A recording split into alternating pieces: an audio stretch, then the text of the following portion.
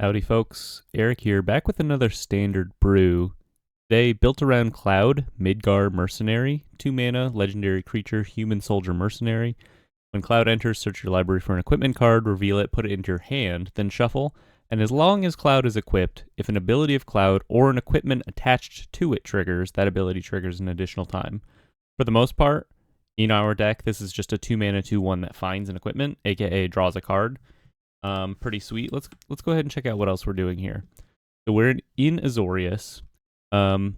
We have this Flash sub theme, 4 Flood Pits Drowner, 1 Aang. I would probably play 2 if I had them. 2 Aven Interrupter. Okay. 4 Voice of Victory, and 4 Enduring Innocence.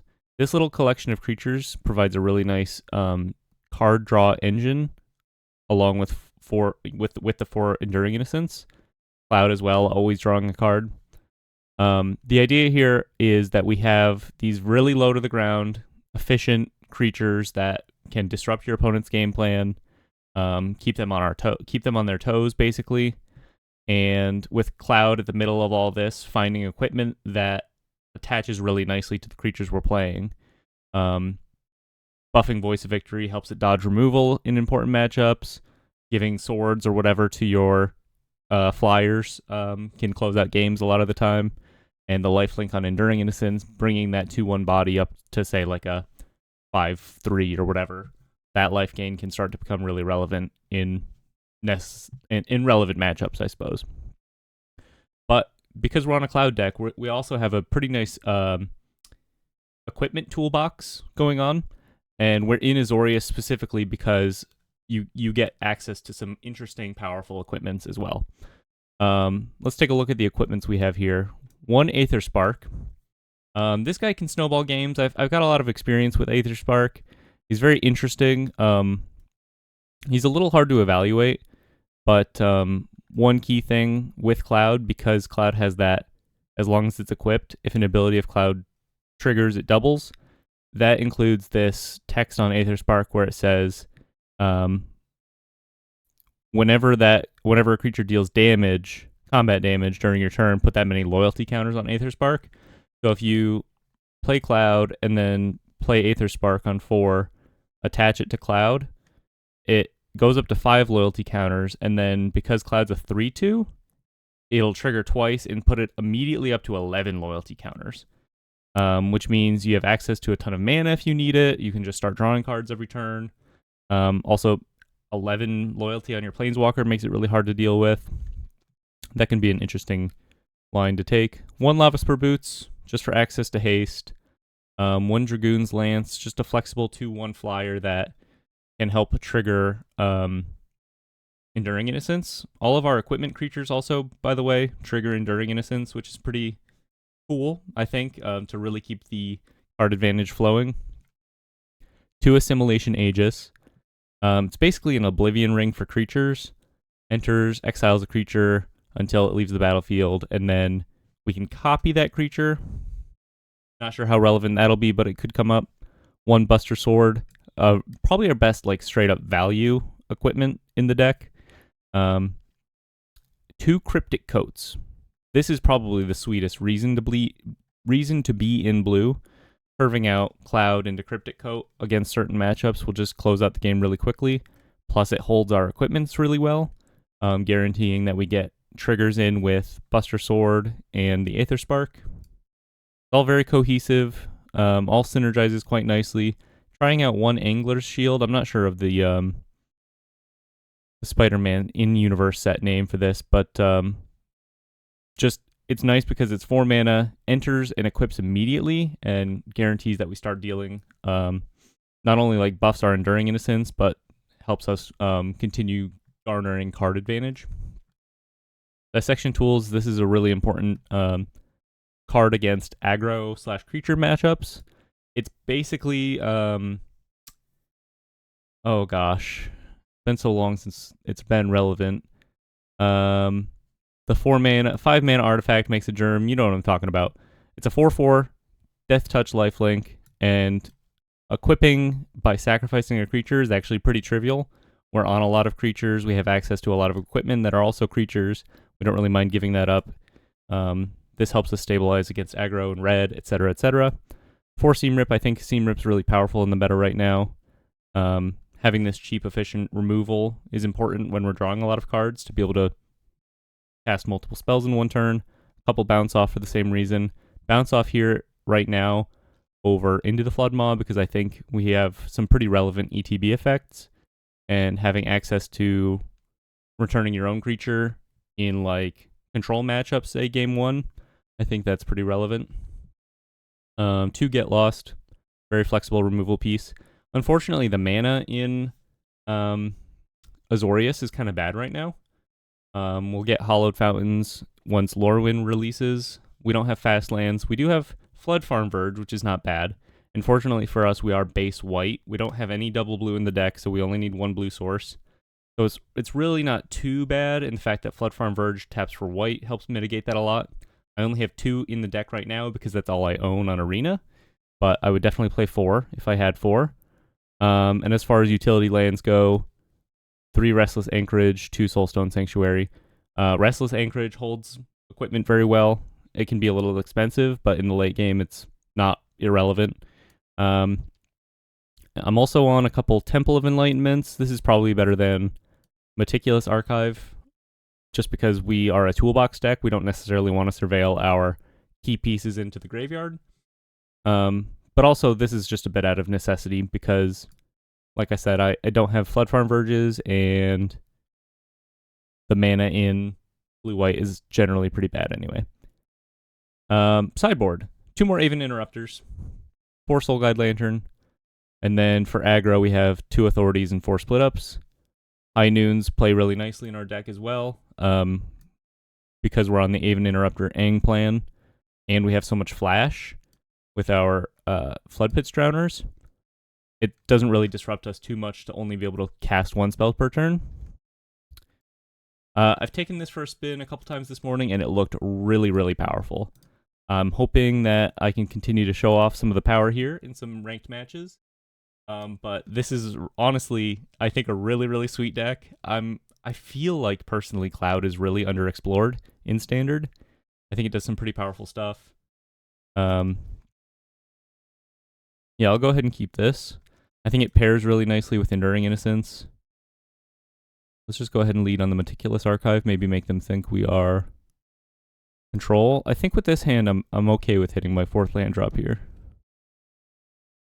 Go ahead and lead on Cloud. Mountain. Could be anything. Against just straight up Mountain, maybe grabbing Dissection Tools is nice, but I think Cryptic Coat early makes a lot of sense. If they're not really choosing to interact with us too much, just going for the Cryptic Coat in most matchups is pretty good. Okay. Leyline Weaver means this is probably the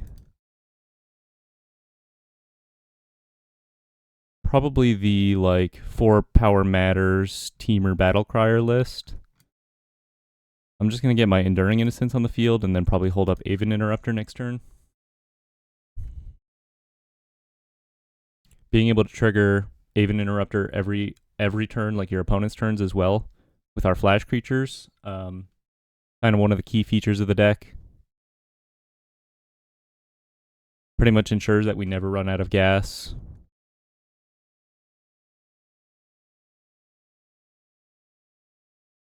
Opponent's in the tank. Plays a tapped Stomping Ground. Could be missing a color here. Might just plot the 3 mana guy. Nope, there's an Overlord of the Hauntwoods. Interesting. So probably not the Teamer deck then. I might put them on. We could skip another Enduring Innocence. I might put them on. What's the... Oh, I'm so bad with card names. The instant speed card that lets you just, at 6 mana, put some creatures on the field, 2 creatures on the field. Probably just a big dumb, yeah, Trumpeting Carnosaur, that kind of style. We'll go ahead and interrupt this. Draw a card. Send this into exile. Pretty good. Would not mind another Aven Interrupter or Aang style effect here. Definitely going to bring in our interrupters from the sideboard.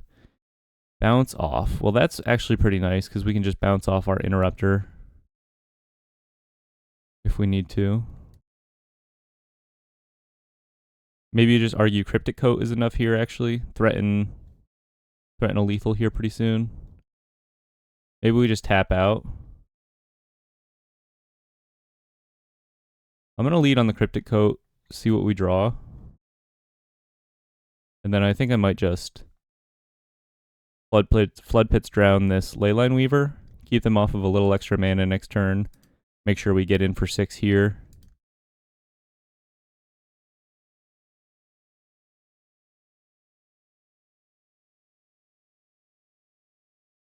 And then even if they have, like, yeah, they can fire off the Trumpeting Carnosaur. But even if they have, like, a big... I can never remember the card name. I never play it. It's not really my style of card, to be honest. I really like these more low-to-the-ground creature-based decks. Not really just really effects like sneak attack or what have you. They're more like combo decks, you know. Discards Trumpeting Carnosaur. Kills my Interrupter. Untaps their Leyline Weaver. Gets an Overlord of the Hauntwoods. Okay. Floats a mana off the Leyline Weaver. That's pretty cool. Shahar, by the way. Played against Shahar quite a lot on the ladder. They're always up to something.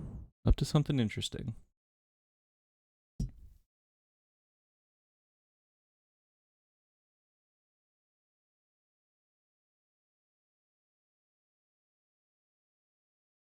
So at the very least, we have 3 damage getting through next turn.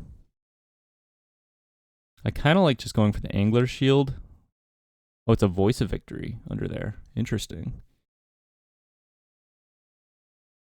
We could Assimilation Aegis on their Trumpeting Carnosaur. And then equip it to the unblockable guy. Unblockable effect. That actually probably just wins the game. And worst comes to worst, I have Bounce Off. We'll play the Floodfarm Verge. We'll Assimilation Aegis. Exile the Trumpeting Carnosaur. They could give their guys Hexproof here, if they have. And we will learn the card name right now, in this moment. Smuggler Surprise. Yes, yes, of course. Gains Hexproof. I think I'm pretty okay with just bouncing it off then. Is that good? Maybe it doesn't matter that much. I'm just going to attack for 3 anyway. And then next turn I have lethal with an extra 2 from the Angler's Shield. Okay. That's fine. Just hit you for 3. Unblockable. Pass it back to you. Holding the bounce off, I'm not really sure what for, but feels right to me.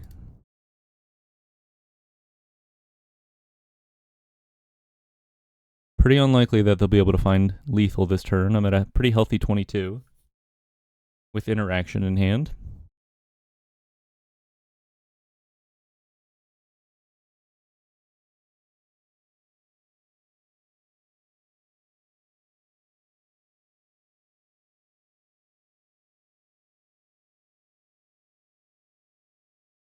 Random encounter. Okay, well, if anything would lead to lethal this turn, it is this. Fortunately for us, they don't have lethal. However, unfortunately, they're gaining 5 life, which takes us off of our play. Be nice if we could bounce off our Aegis.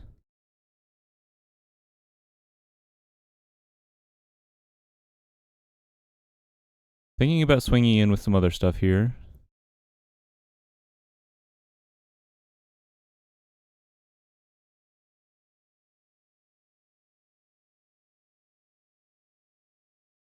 Hmm.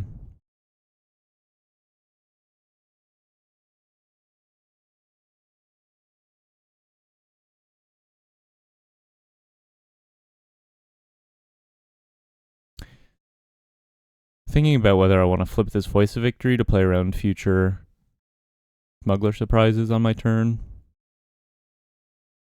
Also guarantees that we get card draw. Guess we're just taking this. We'll block with a cloud here.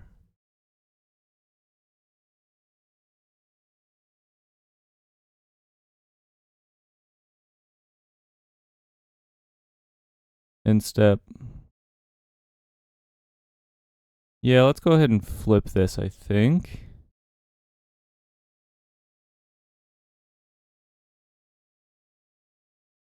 Aether Spark.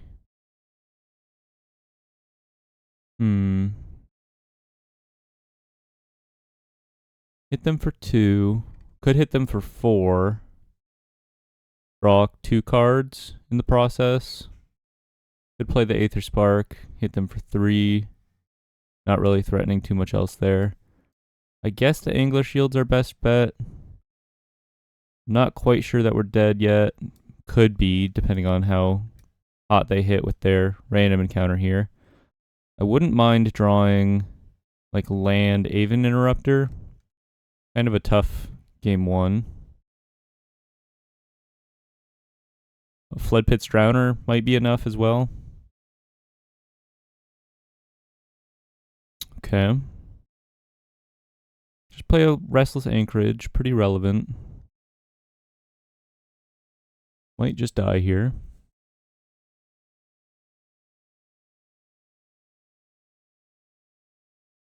So they flash it back. Overlord doesn't have trample. If they whiff, I'm probably still fine if they whiff, you know? Terror of the Peaks into Twin Maw Stormbrood, or do they have another random encounter in hand?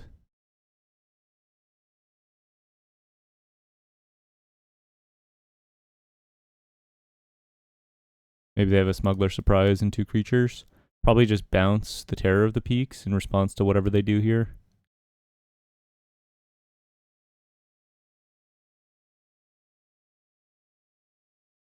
Random encounter. Definitely have to bounce the Terror of the Peaks. Gonna hurt. Hopefully they have a pretty poor running here. Okay. I think I'm still alive. Ooh, taking me off a blocker actually means I'm dead. Smart. Block. Yeah. Okay. Good games. Good games. Should be pretty good. Game 2. We'll bring in the Aven Interrupters. Bring in the Authority of the Consuls. That'll disrupt their random encounters quite nicely. We can go down a couple Seam Rips. They're really... Looks like they're pretty heavy on this Badger Mole Cub plan. I don't think we want to go off them completely. Lava Spur Boots seems okay. I like all of our interaction. Probably go down Dissection Tools. Probably go down...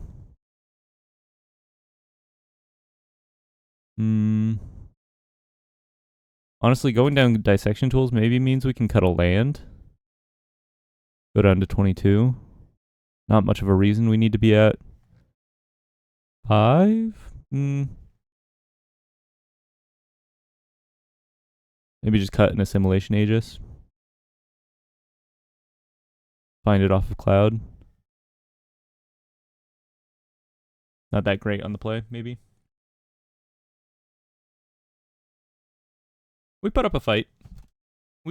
This deck is sweet though. This is my kind of Magic, man. It feels like I don't know. It feels like it's like it's good cards, but the synergies aren't oppressive, you know? It's like the deck is cohesive and synergistic, but we're not abusing a bunch of 1 mana really efficient spells that, and you know, just hope that our opponent has no response to that on turn 2 or whatever. It's a little more toolboxy, a little more thoughtful, a little more what does this situation call for and how can we find lethal. I think this is pretty good. We have good mana. I like the Voice of Victory here in this matchup. I definitely will take a Cloud. I like that we have the Aven Interrupter.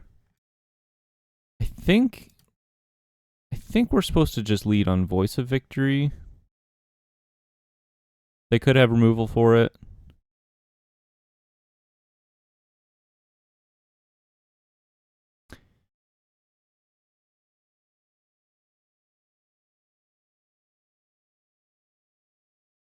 But it attacks for 3 every turn, assuming they don't do a whole lot else. Badgermole Cub. Aven Interrupter.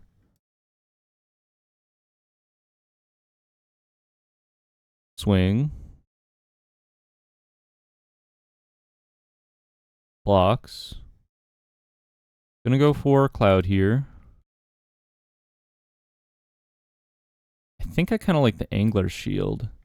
Because if they don't answer the Cloud, we're threatening double triggers, drawing 2 cards and swinging in with just the biggest thing.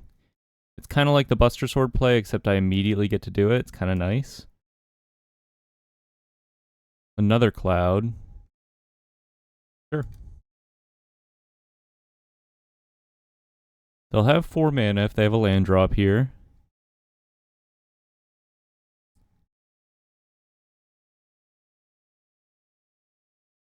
Leyline Weaver, nice. Yeah, I'm not really convinced I need to hold up interaction quite yet. I think I'd rather spend another turn developing and then go from there. Suit up Cloud. Swing for 4. I mean, they have to block this, and then it's up to them whether or not they want to trade. And even if they hit a random encounter here, the odds that they actually just kill us with it are not necessarily too high. Double block. Fair enough.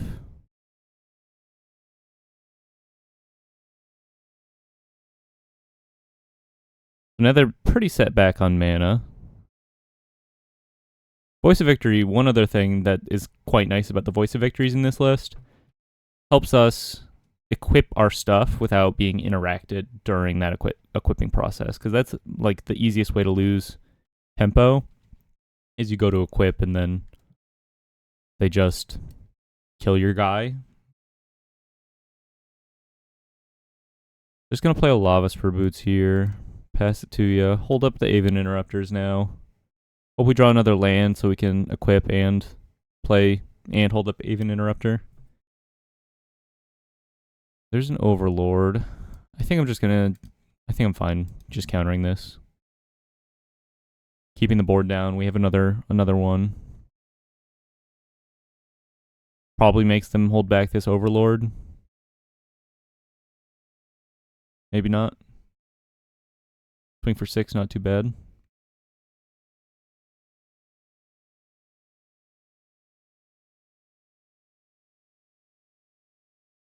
Maybe we should have thought about split up. Probably on the draw at the very least. We'll bring in the split ups. I guess I equip boots here.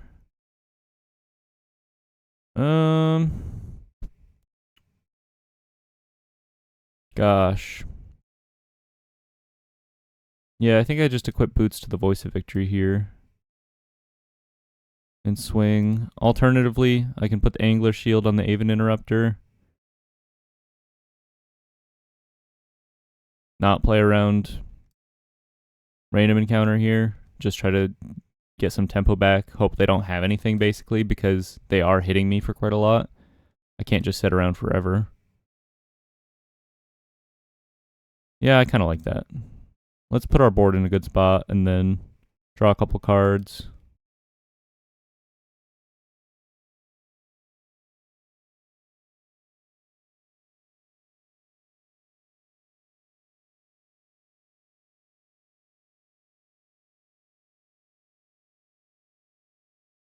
Okay.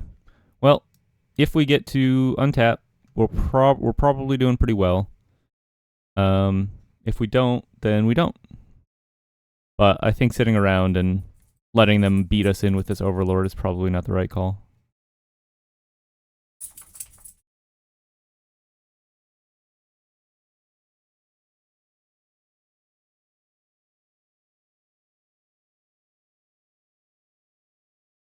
We have double Interrupter. Hope we draw an untapped white source here. Okay. Just gonna swing with the Interrupter. They'll block.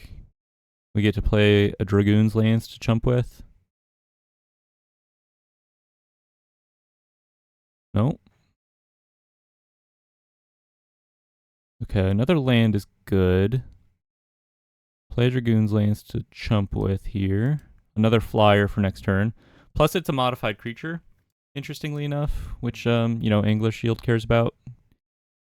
It's not just draw a card, it's draw a card for each modified creature you control, which is why we're drawing 2.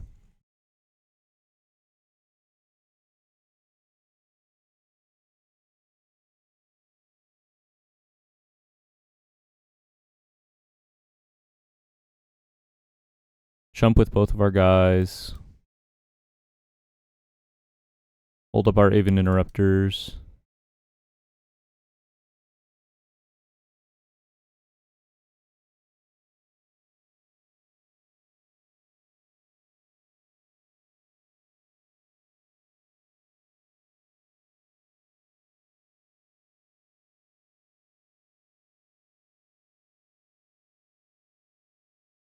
Leyline Weaver.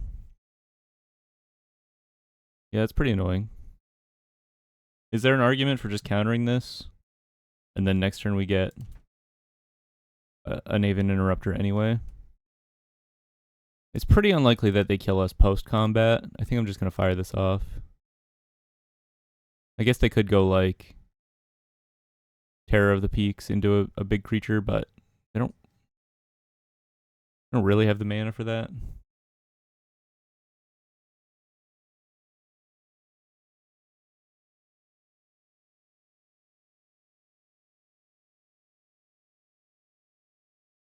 Small potatoes to counter this, but it keeps them off of a blocker.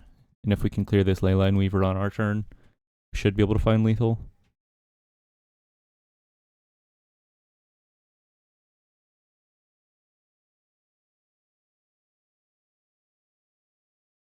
There's a Smuggler Surprise. Milling cards. Wow. Just straight up tapping out pretty much. And their Twin Maw Stormbrood Charring Bite does not. Okay, so they gain some life. Oh, okay. They got the full surprise off. That makes sense. Yeah, that could be tough. Okay, Floodpit Drowner is a great draw here, I think.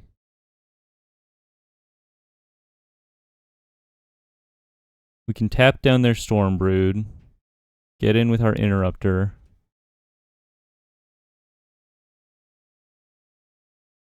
How does this play out? We need to be able to counter the random encounter.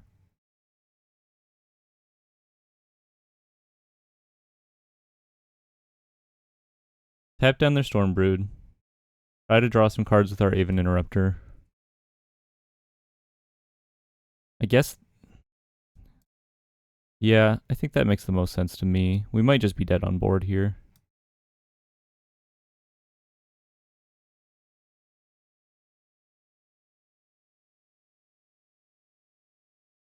Chumps. Yeah.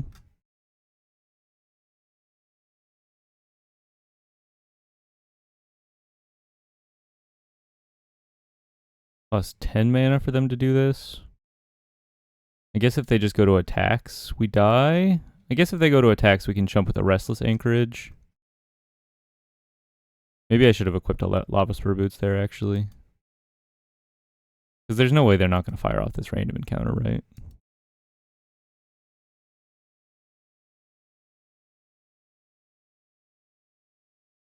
And then we'd have access to more draws next turn.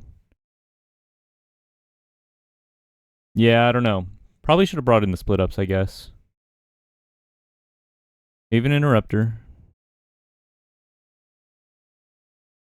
Them gaining the life off of the Storm Broods was really critical.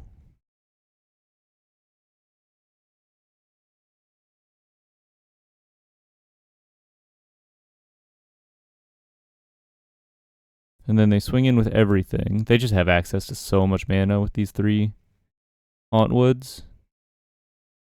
We have to block.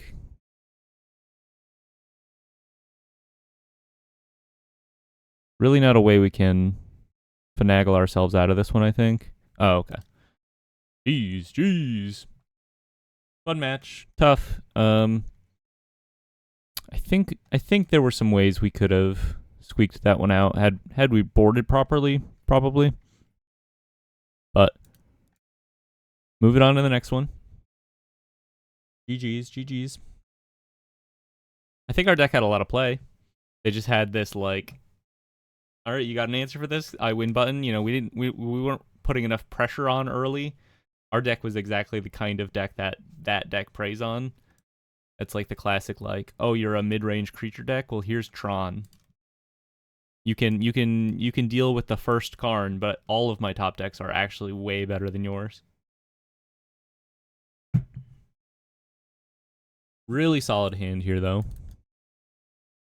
I see the Restless Reef. I'm going to lean on the Voice of Victory. Looks like it could be the Reanimator list or maybe an Ice... Oh, it's Swirly. It's Swirly. I played against Swirly, maybe last video or 2 videos ago, and they were on... I know exactly what they're on. Crazy. It's like an Ice Till Explorer control list with Ugins. So, in that case... I think we just want to get like a Cryptic Coat online, or maybe we grab Angler Shield here, force them to have an answer. It's kind of interesting. Cryptic Coat's really nice though. It's a little safer. Equally resilient. Sorry, just a lot more resilient than the Assimilation. Not the Aegis, the Anglers, whatever. Jeez Louise. Swinging in. I'm going to assume they don't have counter magic here. Hold up a bounce off, I think, for their Ice Till.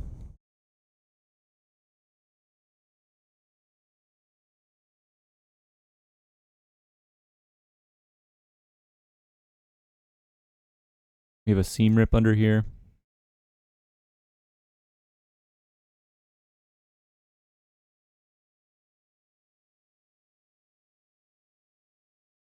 Just going to bounce your guy, reset the tempo here a little bit.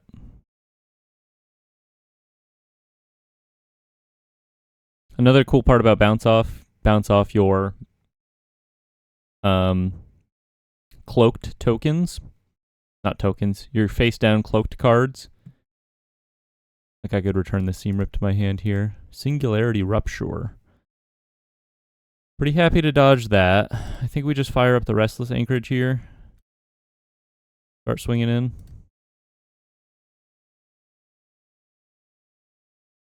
Probably crack a map on the anchorage. So if they have a board wipe, I can keep up some good pressure.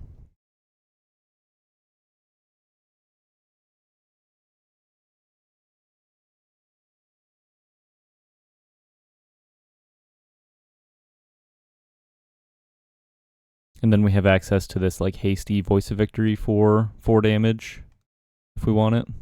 Mills both of us. Smart.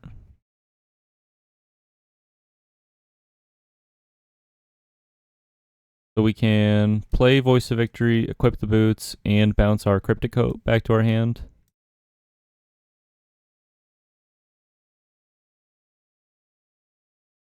Giving us access to like a hasty 4 damage Cryptic Coat next turn as well if we want it. Pretty solid. They're going to be gaining a lot of life off of the Esper Origins, but we might be able to get under it all here. Another Ice Till. Get up to 4 mana, cast an Esper Origins, go to 9. Not bad. Ugin. If we play it right, Cryptic Coat plus Lava Spur Boots might just be kind of unbeatable.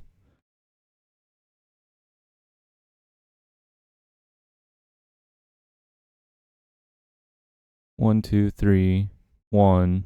And we can hold up mana to bounce it back to our hand. So they can't exile it with Ugin. Pretty interesting.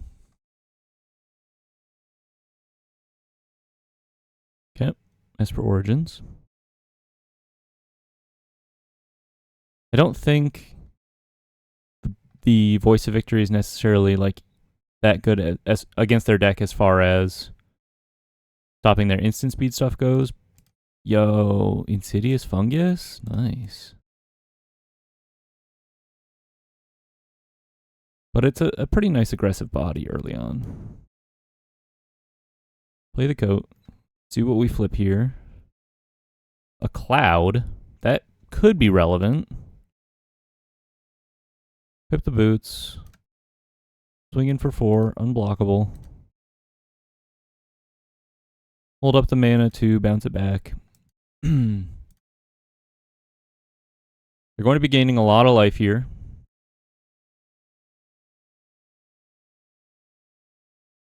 They might decide to kill my Lava Spur boots instead of my Cryptic Coat. Hard to really tell what they have access to, but for the most part it's just like lands and Esper Origins. I suppose a Winter Night Stories if they wanted it. They don't have infinite mana, but they have quite a lot. We also have this Restless Anchorage. So I think they kind of need to force me to return my coat. Not perfect, though. They could, like, play an Insidious Fungus, hold up the effect, at least keep me off of one more attack. Tragic Trajectory. Okay, pay the ward.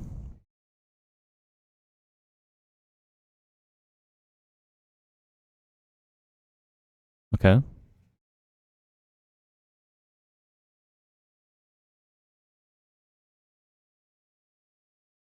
I think I just play...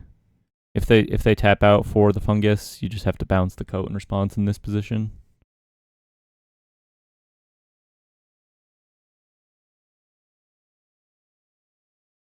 Decides to go all in on Esper Modowins, though. They're at a healthy 9. Hits me, threatening a probably lethal attack next turn with their manlands. In the final trigger from Esper Modowin.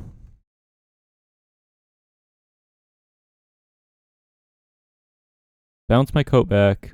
I have access to 3, 4, 5, 6, 7, 8 mana next turn. That's 4 to fire up the Anchorage, 3 to play the Cryptic Coat, 1 to equip the Lava Spur boots, 4 to fire up the Anchorage as in including its attack. Which is 7 unblockable damage. Not quite enough. Assimilation Aegis. Assimilation Aegis. Interesting. We can copy their Icetail Explorer. Play a couple lands out of our graveyard. We can...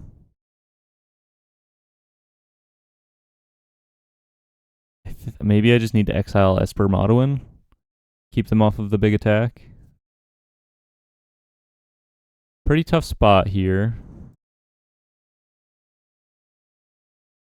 If they untap with Esper Modowin, so with the trigger, they'll have 3 6/6s if they fire up the Restless Reef, and I exile the Icetail. 18. Yeah, that doesn't seem like a reasonable thing. I don't think I can let them untap with the Esper Modowin. I don't get to access this as a card because of that. I think I just like an unblockable 4 damage here. Get another Cryptic Coat off of our Cryptic Coat. Not that relevant. I don't think I'm dead here. Unless they have like a Luis from downtown.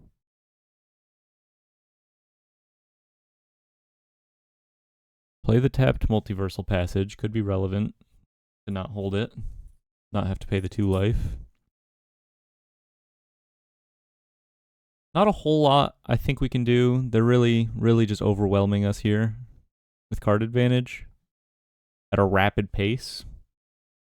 They also have access to Insidious Fungus if they want to just take out the Cryptic Coat. But we have 2 flyers now. Candy Trail, more life gain.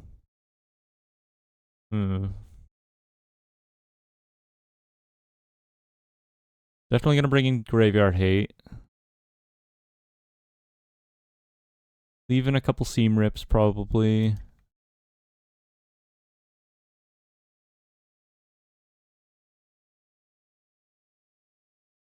Here's the Fungus. What would we like to draw here?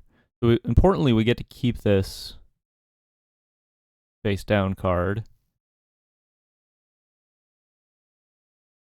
And their extra Espermaduins are going to be bye-bye next turn.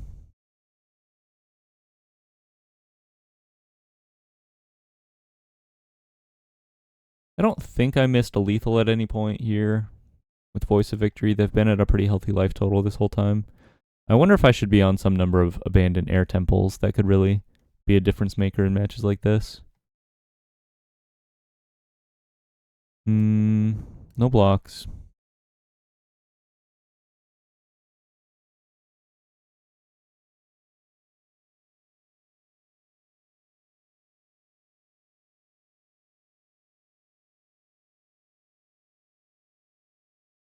Multiversal Passage. They probably have some kind of instant speed removal situation in their hand. These will trigger, make very big trampling 8/8s. Fireprint Anchorage. Yeah, I think I'm just dead. I guess I'll make them do something, I guess.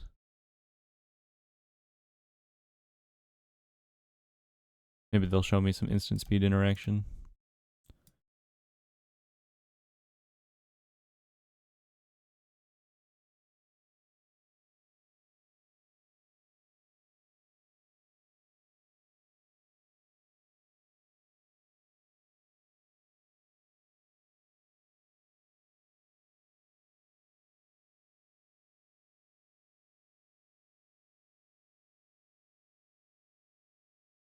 Block here. Gain some life. Fair enough. Maple, what are you up to? Oh? Bad?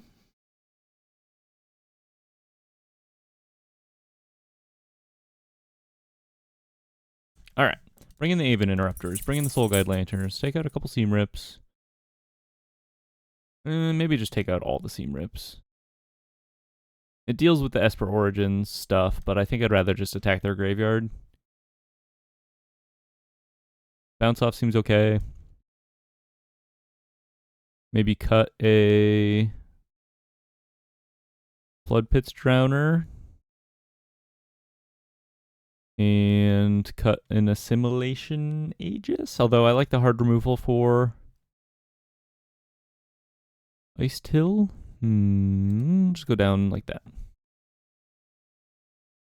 think the Flood Pits, I like that they're a little more aggressive as creature interaction goes. Come on, Swarly. Let's do this thing. Pretty good hand. Curves out pretty aggressively, which we need. Lead on the Temple. Aang is pretty much exactly the kind of card we want in this matchup. Go with the Voice of Victory. It'll dodge their tragic trajectories. And then we'll lead on the Cryptic Code as well. Make them answer a pretty nasty board here. Disruptive Stormbrood. Play a Sanctuary. Play a Cryptic Coat. Early Cryptic Coat, I think, is of the utmost importance here. Candy Trail. Little Small Potatoes.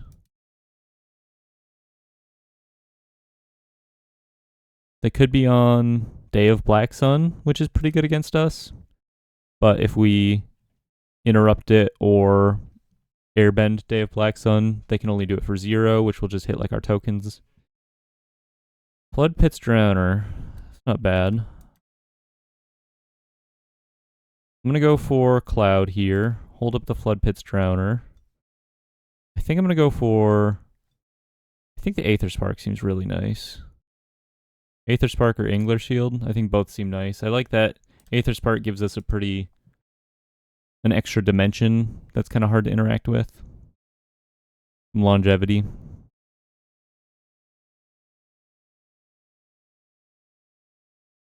Might just flash in the Flood Pit's Drowner for tempo and hold up Aang.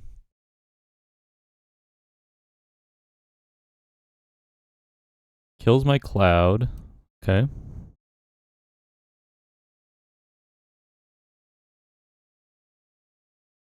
I guess they just pass it back. Makes sense to me. This is an Enduring Innocence. That's actually really nice.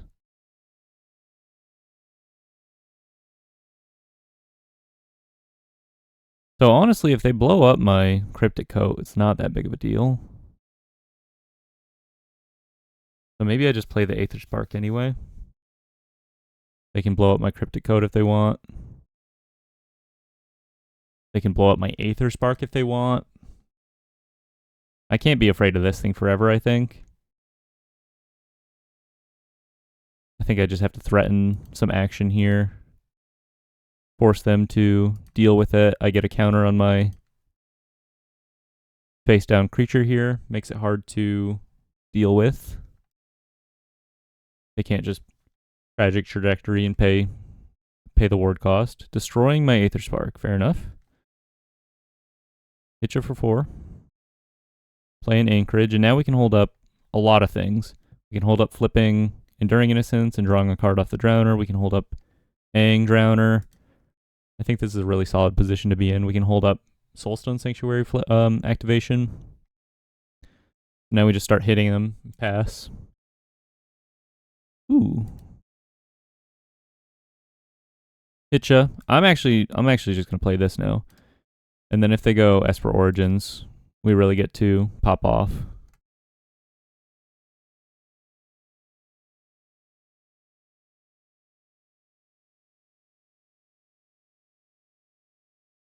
I guess what they could have is like Day of Black Sun X equals 3. Resets things pretty nicely for them, but even in that position, we just get our Cryptic Coat back.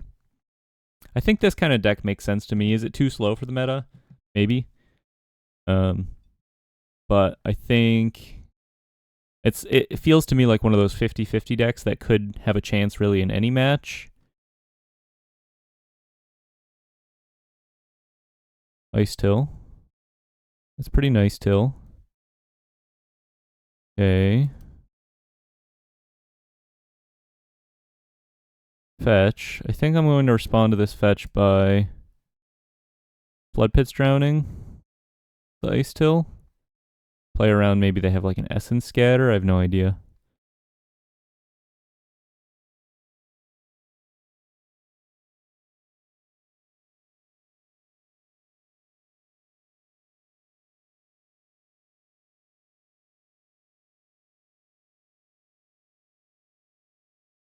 If all they're holding up is Candy Trail here, I think I'm pretty tempted to Soulstone Sanctuary.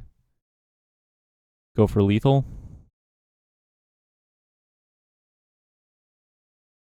That loses to some removal. But then we get to say they kill it, and then next turn wipe the board. We still have the Restless Anchorage. I'm just going to go for it. Cool. A lot of their removal is sorcery speed anyway. I like it. I like it. Maybe we play one split up just in case. Late game. Need some kind of gotcha. And it's probably not it. Just run it back as it is. I liked it. Didn't even need the Soul Guide Lanterns there. Just kind of aggroed them out. Cryptic Coat. I love Cryptic Coat, man. This deck is just like a ton of decks that are a ton of cards that I think people have written off in the context of competitive standard. Yes, Enduring Innocence sees some niche play. Yes, Voice of Victory sees some niche play, but they're not like they're not top dogs by any means, you know. Keeping this hand on the strength of Voice plus Enduring Innocence. We'll take another land drop. Could definitely use some graveyard hate. It'd be nice if there was like a Lion Sash, you know, in the format. If they reprinted Lion Sash at some point. Just some extra way to manage your opponent's graveyard. I'm gonna go for the Voice here. They could like activate the Fungus, ramp up to 4 mana next turn, play an Ice Till. That'd be pretty hard to deal with.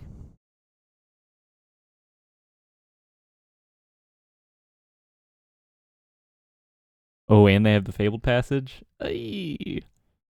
And they're playing their cards so quickly and fetching so quickly, which means, you know, they have the Ice Till. And they're so giddy about that. Oh, it's so good. And I don't have an answer to this quite yet. Really good, though. Okay. Island. Candy Trail. Interesting. Decent early. Another colorless source for Ugins. Flood Pit's Drowner.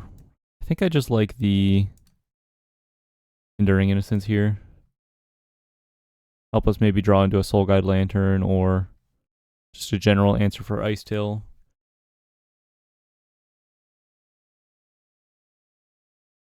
Resilient through board wipes, etc., etc.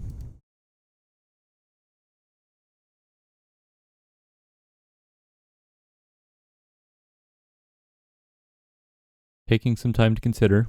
Maybe they went to the bathroom. Decides to block a token.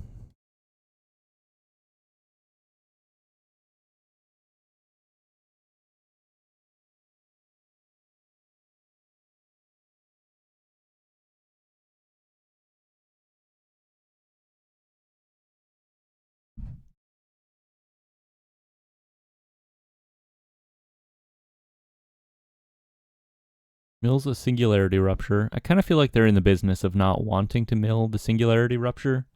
They might cringe a little every time it happens. Oh, dodging 2 Singularity Ruptures is kind of huge for us, actually.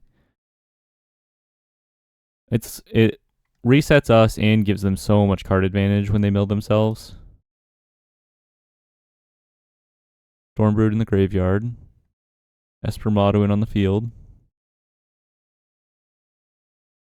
Another land in the graveyard. There's an Ugin. Eugene has entered the fray. Drawing. Pretty much saying I got nothing going on. I don't think I block here. I think I take advantage of. Maybe I play like Flood Pit's Drowner on my turn, swing in. Tragic Trajectory. Okay. Okay, I see. So let's go for another Voice of Victory. Draw a card, and then we can Flood Pit's Drown on their turn. Oh, Aven Interrupter. Well, it'll be nice eventually. I feel like I might as well swing in. It's very likely that they're just going to exile Enduring Innocence with Ugin, so I might as well get the 2 mana here, or the 2 life.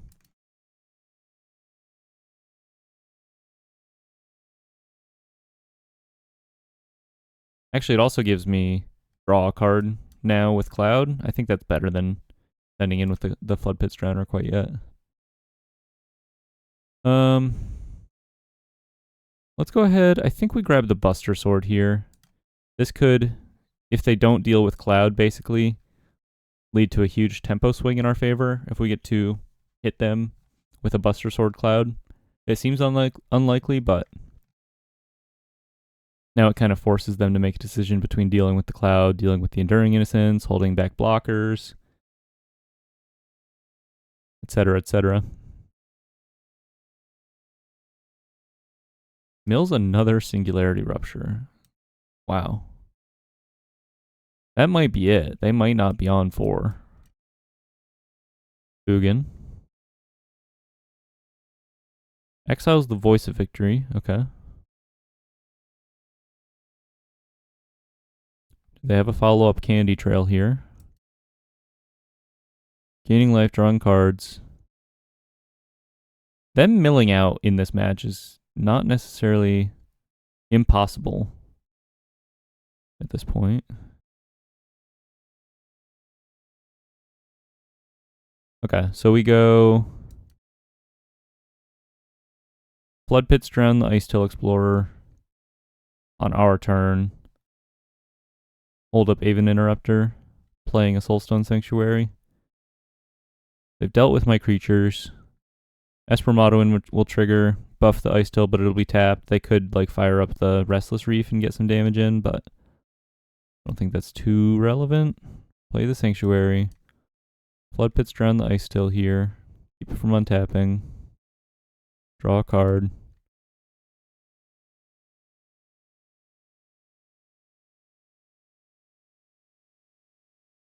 D-Chip Impact. Do I interrupt this? Probably not. Maybe. I'd really like to draw the card. Doesn't keep them from doing this next turn. I think I need to draw the card, to be honest with you.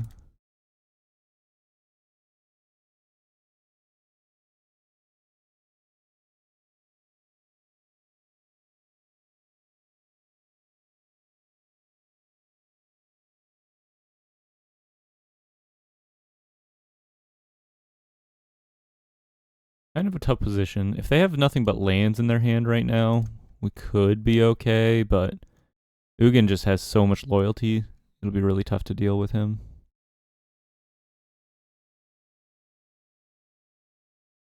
We have Get Losts in our deck. Got a couple Get Losts. Kind of our only out here, maybe. Some worthy opponents today on the ladder. Some worthy opponents. 2 big mana decks we've run into, which I think is going to be probably our toughest matchups here.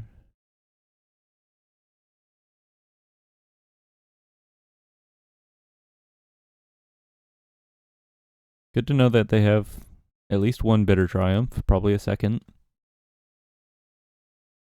Milling. Bossing Say, pretty good for them.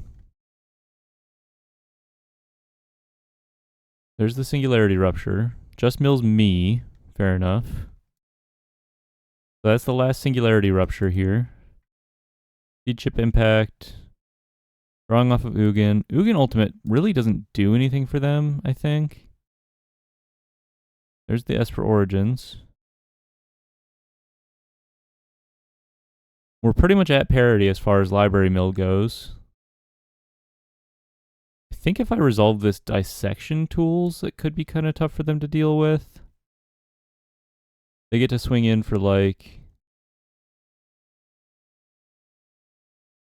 10 next turn. I actually kind of think the Dissection Tools is pretty tough for them. It makes a colorless creature that with the colorless Aven Interrupter is interesting because we will have access to flying if we want it to be able to hit the Ugin. Importantly, Batterskull compared to Batterskull, not Vigilant. Would be pretty nice if it also had Vigilance. Would be a really, really solid tool at that point. Rolls up Ugin. There's not really a reason for them to ultimate Ugin, probably. They could replace their Ugin, I guess. Maybe also get a Candy Trail if they have one left in the deck. I think they play 2. Okay, mills me more. That's pretty important here. I don't think I'm allowed to block. Yeah, I'll just take it. Because if I kill the Restless Reef, they just replay it with Ice Tail. Doesn't really change anything. I just need to, like, gain more life than. Stand that. Wouldn't mind a Soul Guide Lantern. They're pretty tapped out here. There's a Day of Black Sun.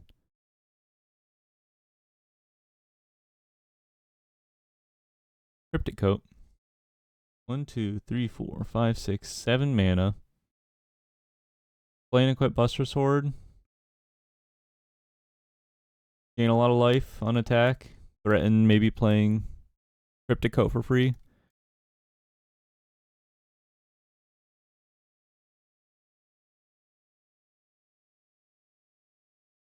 Not going to go for the Ugin. Just going to try to go for the Buster Sword trigger here.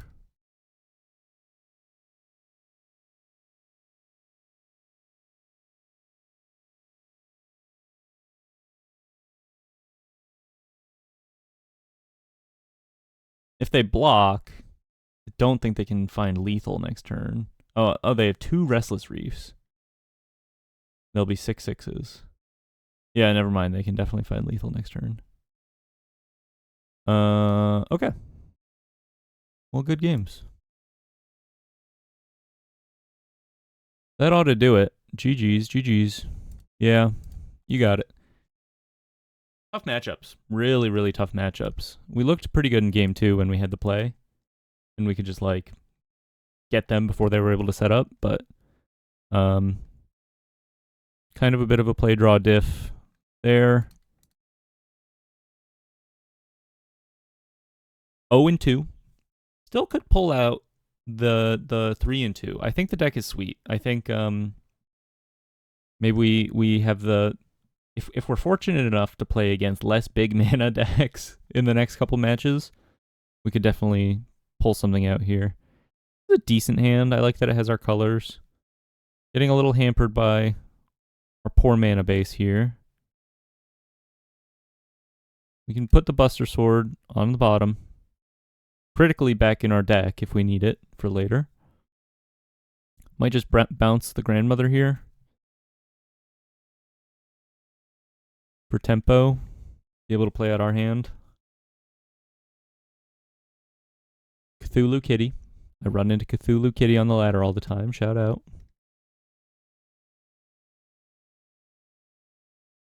There's a multiversal passage. So I think I'm just going to go for the Voice of Victory here. Kind of doubt they have Quench. Haven't really seen too many Quench players lately. Probably just going to fire off an Abandoned Attachments. Yep.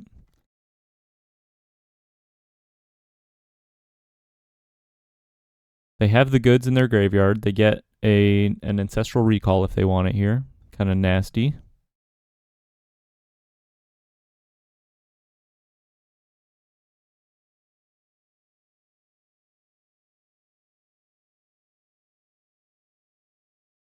Monument.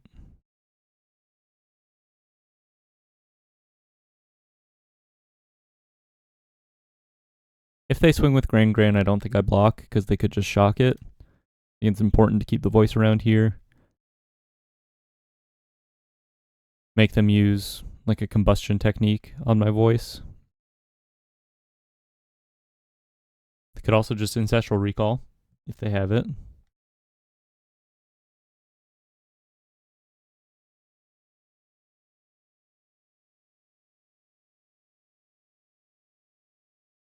No way to interact with their graveyard main deck, and they are already very, very online. I think a Seam Rip is among our best draws, just like permanently dealing with the Grand here.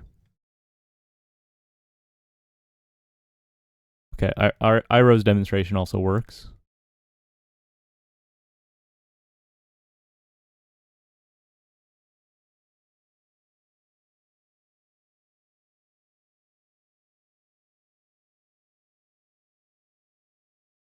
Discards a Combustion Technique. Pretty nice.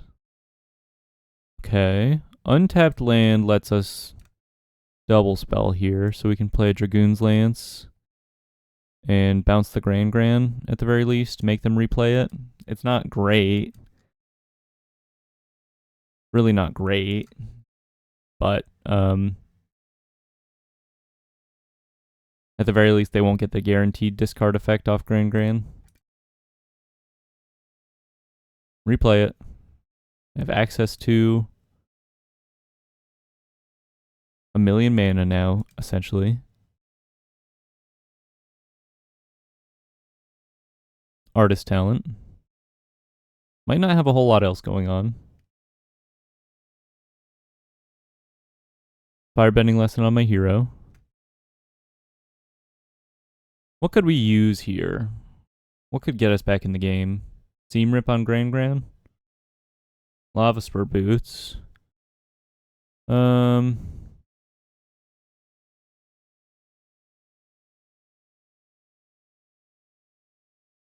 Let's just play out a cloud here, I think.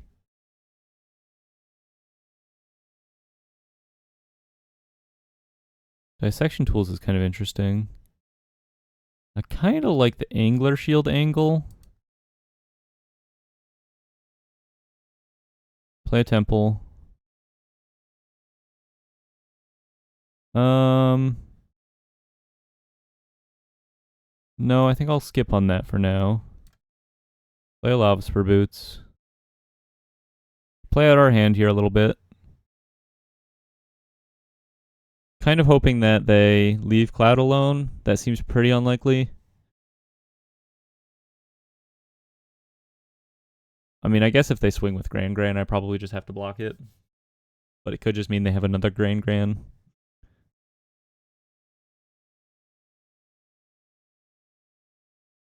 Level up Artist Talent. Cast a 1-mana Monument to Endurance. Okay, yeah. You got it, dude.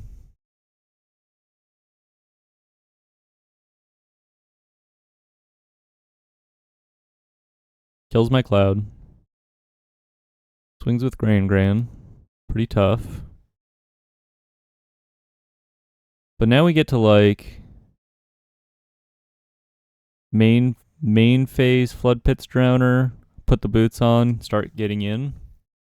Or I guess we could main phase Flood Pits Drowner.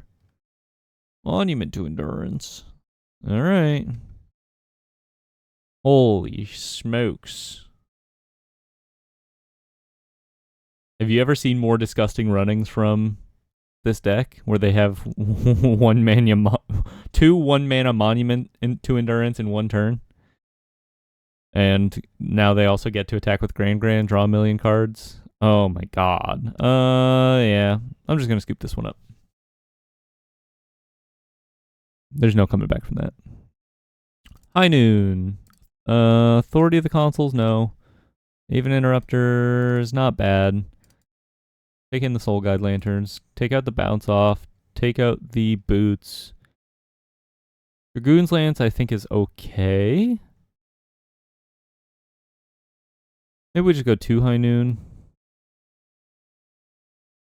Maybe we want all 3. Go down Aether Spark. Go down. Buster Sword might be a little slow. Let's get the Aegis. We have better tools for dealing with Grand Grand. Probably just go down to 1 coat. Cut a couple Enduring Innocence, a little fragile too. Combustion Technique. Try it like this. Damn, this deck is sweet. I really want to pull out the 3-2. I really do. Maybe you could argue that we don't have enough early pressure, like the lack of 1-mana creatures and 1-mana plays is kind of throwing the tempo plan out of whack. Maybe we need the 1-mana pirate that makes a map, the flyer. This is fine. I like having a lot of mana. Would not mind a Soul Guide Lantern here. Let's go for the voice. Can't get shocked.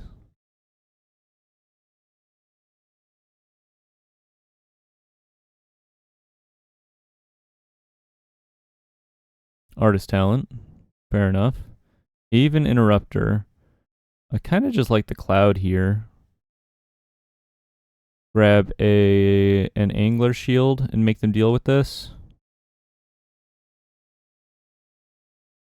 Team Rip's really good.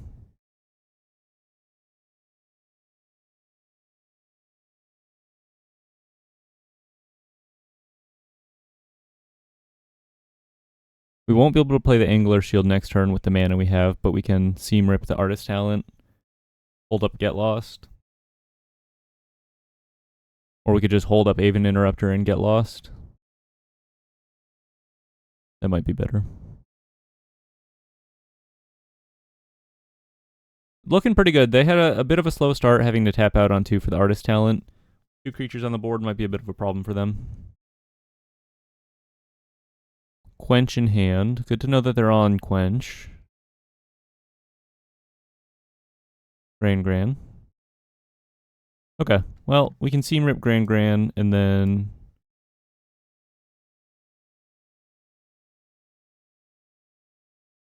eat the Artist Talent with our Get Lost. I think that's pretty good. They can't interact with it.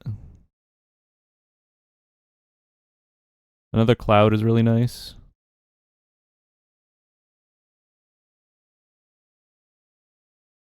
Swing in with the Voice.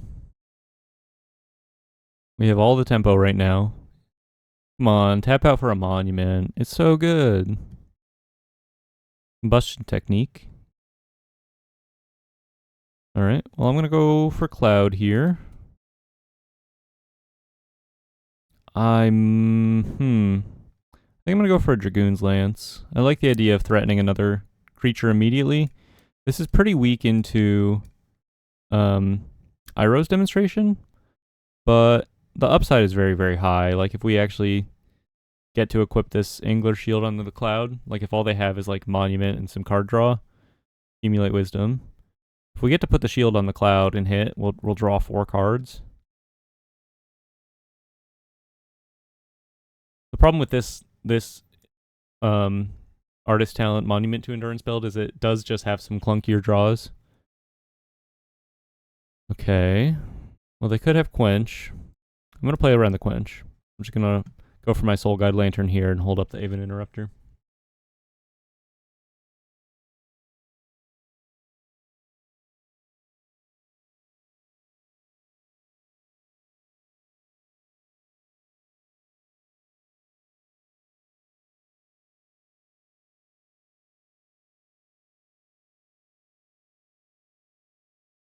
Hitcha.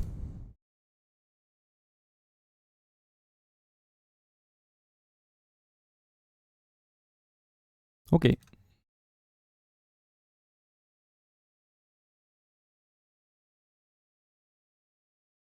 Maybe I should have resolved the Angler Shield there. That maybe made more sense.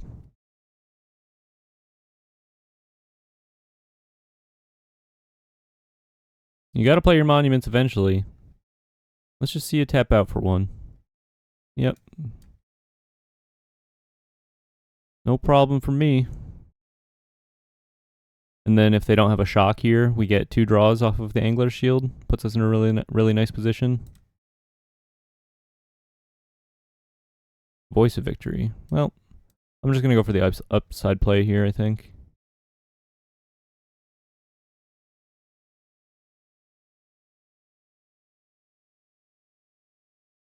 Yeah, okay, fair enough.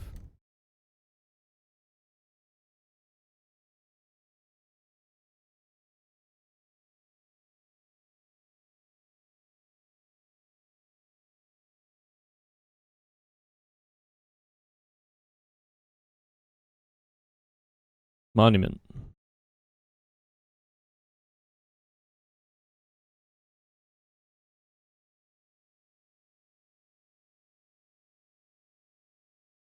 Taking a moment to ponder. Pretty full graveyard. Haven't seen any Storm Chasers talents in this match yet, which is kind of interesting. They've got to be playing Storm Chasers talent, right? Iroh's Demonstration. Okay. Well, equipping Angler Shield onto a Voice of Victory puts it out of Iroh's Demonstration range. Pretty hard to deal with this now. Pretty hard to deal with this. And then if they have combustion technique, I can just exile their graveyard. I think that's probably worth it. Even if it opens up an opportunity for them to accumulate wisdom. Storm Chaser's talent. Speak of the devil.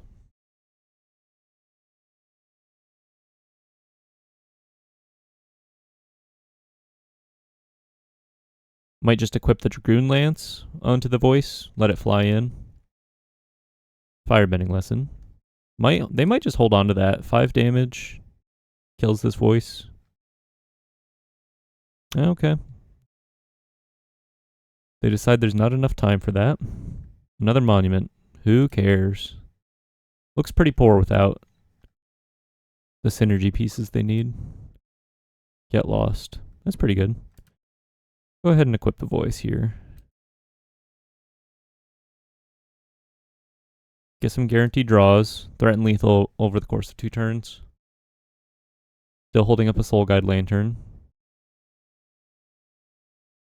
Blood Pit's Drowner.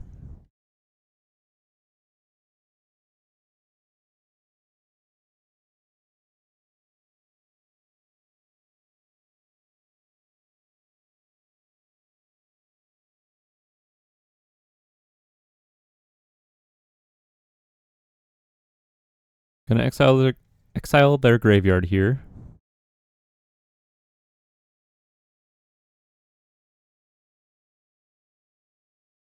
Now they could have another combustion technique at this exact moment to kill my Voice of Victory. Fine. Fortunately, we have another one. And they have 1 card in hand.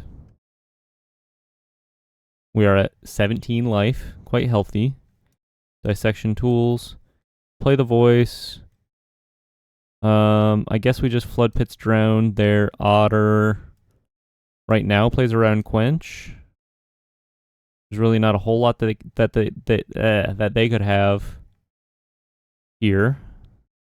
Say they like Iroh's, they'd have to have double removal, but then we're back to me still being kind of ahead, you know?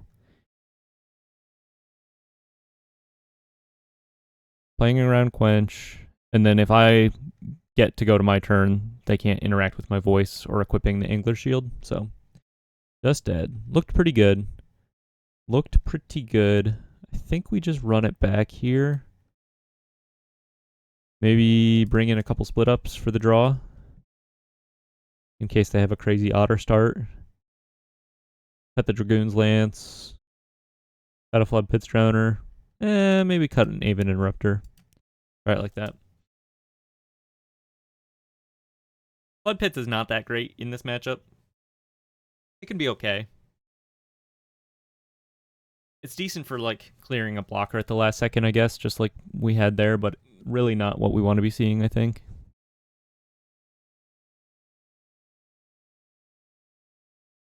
Trades with Grandma, I guess. It's a pretty good hand. There's my grandmother. Skip a voice. We need a land drop here. I think I'm just going to go for the High Noon. No, maybe I go for the Voice of Victory. Discards a land. Still haven't seen any seam rips pretty much in our matches here. I like that voice plays around removal here. I guess it could get quenched, but not a huge deal.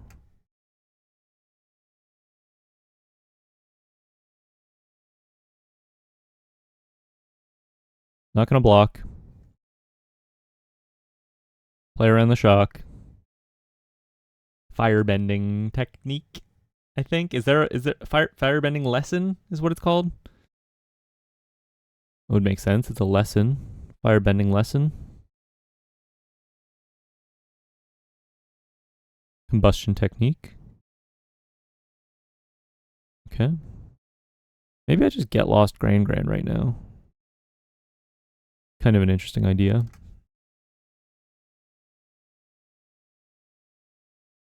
They need... They need one more card in graveyard for Accumulate Wisdom to be good. Yeah, maybe I just get Lost Grand right now. Play around Quench. Play around one more free lesson in the graveyard. If I don't have any targets for their Firebending lesson, they can't get it in the graveyard. Would really love a top deck Soul Guide Lantern. That'd help us out quite a lot. Flood Pit Drowner looking pretty poor here. Maybe we need to consider that in our main deck. Monument to Endurance. Whew. Soul Guide Lantern. Oh. You come to me in my hour of need. I guess we high noon them here. Pretty good lock pieces. Keeps them from going crazy. Now we just got to play smart here. They still have a decent advantage with the Monument to Endurance if they're able to play stuff on my turn. Aim to Aven Interrupt like Abandon Attachments maybe. I would really, I think, like another Voice of Victory.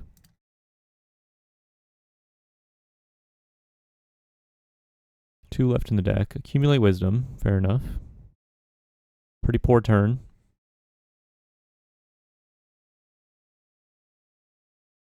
Land. My turn. Multiversal Passage. I kind of think we go for like play a Flood Pits Drowner, untap, play another one on, play a Flood Pits, go to their turn, play another Flood Pits. Just get our hand going while they're kind of stumbling here.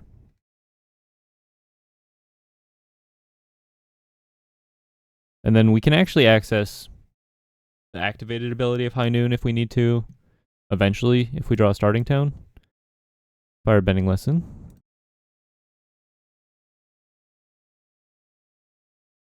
Artist's Talent. A true artiste. Pretty good for them as far as being able to like trigger their monument consistently. Seam Rip is a pretty nice draw here though. Take them off the Artist's Talent and then we get to hold up Aven Interrupter.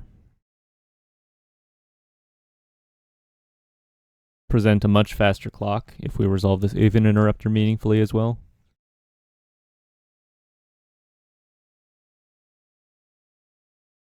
We have 2 mana for Quench. They might just abandon attachments here. A Braid. My Flood Pits Drowner. Okay. Can't do anything about that.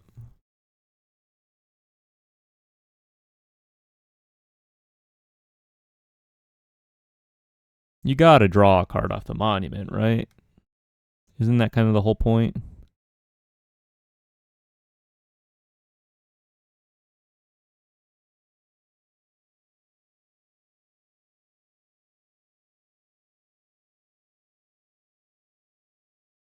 Gran.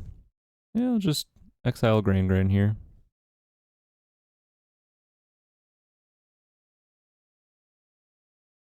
Cloud is a huge draw. Huge draw.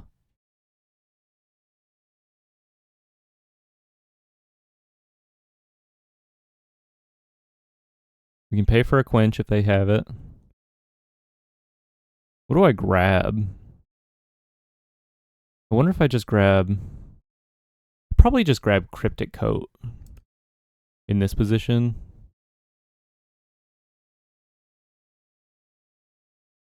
Wait until I have a 5th land and gotta exile their graveyard here. Wait until I have a 5th land maybe. Be able to pay it for Quench, be able to bounce it back to my hand through a Braid. Kind of endless value. They need to come up with something quickly.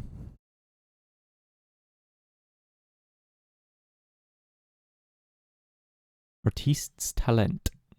Split up looking kind of bad right now. It is what it is. I guess I could split up Gran. Ooh. Another Cloud. Well, I guess because we have another Cloud, I just play this Cryptic Coat. Keep the pressure up. Soul Guide Lantern. Would not have been the worst draw. They could like pyroclasm me here maybe, and that's okay.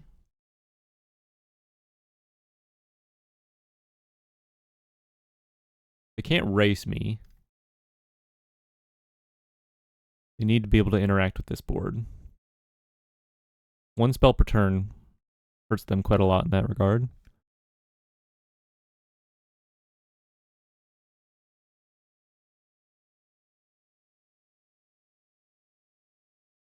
You just gonna keep drawing cards? You gonna start doing damage to me? What's your play? Yep. Draws a card. Doesn't really matter with this high noon on the field. Scoops it up. Okay. Cool. We'll take it.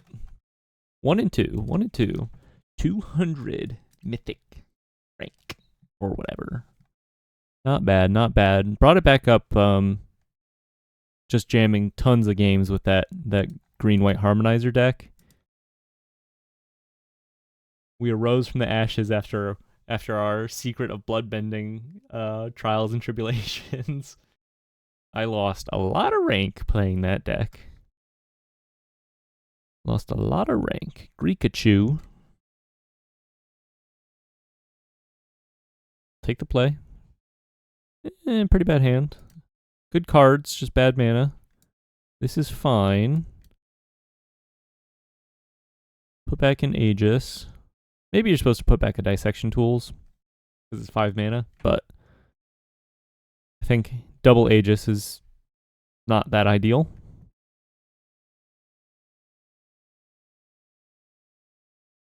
It'd be nice if there was like a 2 mana equipment that finds a land from your deck, so you can just guarantee things are flowing. I'm going to take a turn to bounce off the Otter here. Play our Cloud Midgar Mercenary. I'm going to go for a Cryptic Coat. This is more of an optimistic grab. Hope we hit a land drop. Otherwise, I guess we're just playing a Lava Spur Boots, but I don't think the 2 mana 2/1 flyer is it's not necessarily doing a whole lot here.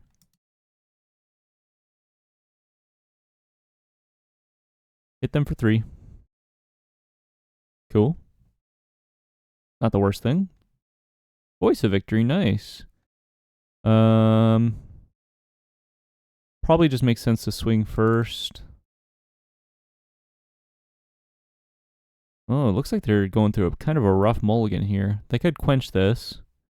Or they could abandon attachments on my turn. Wow. What do they have? All lands? Iroh's Demonstration. Fair enough. Buster Sword. Continue to beat down.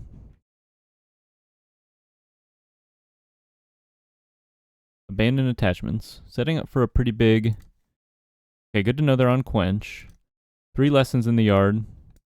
Do they have the wisdom? They do. They're accumulating. Would love to resolve a Cryptic Coat. They're doing stuff. Oh, they got spells. They're doing stuff. Starting town looks really awkward here. Gonna see if they want to trade Gran in.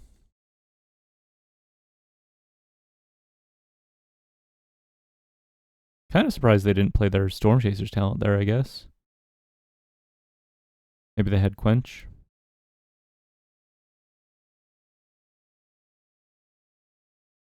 Hit a land drop. Play the Cryptic Coat. Equip. Hit them for 4. Put them dead to another hit on the next turn. Could be good. Oh, I'm playing an Izzet deck. I'm casting 5 spells per turn, and all I have to show for it is an Otter. Grow up. Come on. Okay. Land drop. Can't play around Quench here, I think. Just gotta go for it. Oh no!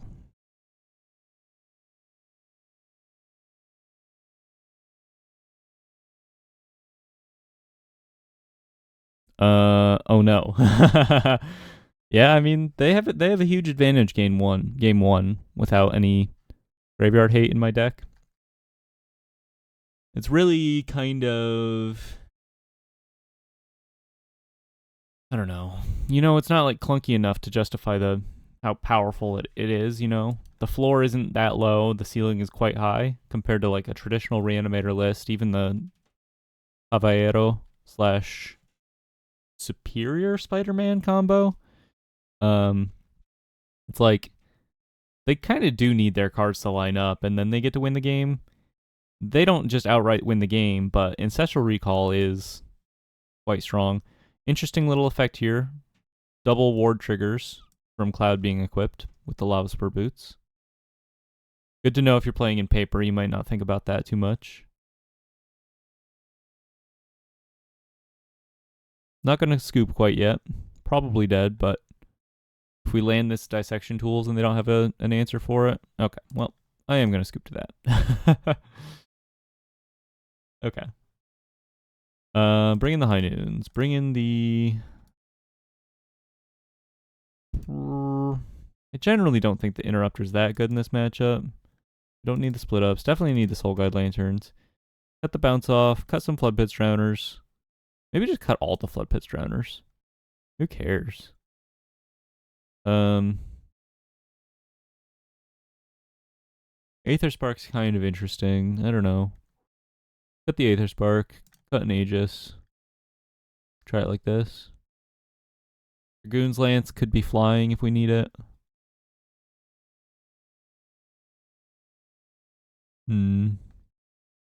Yeah. We live or die by the Soul Guide Lantern. Really and truly.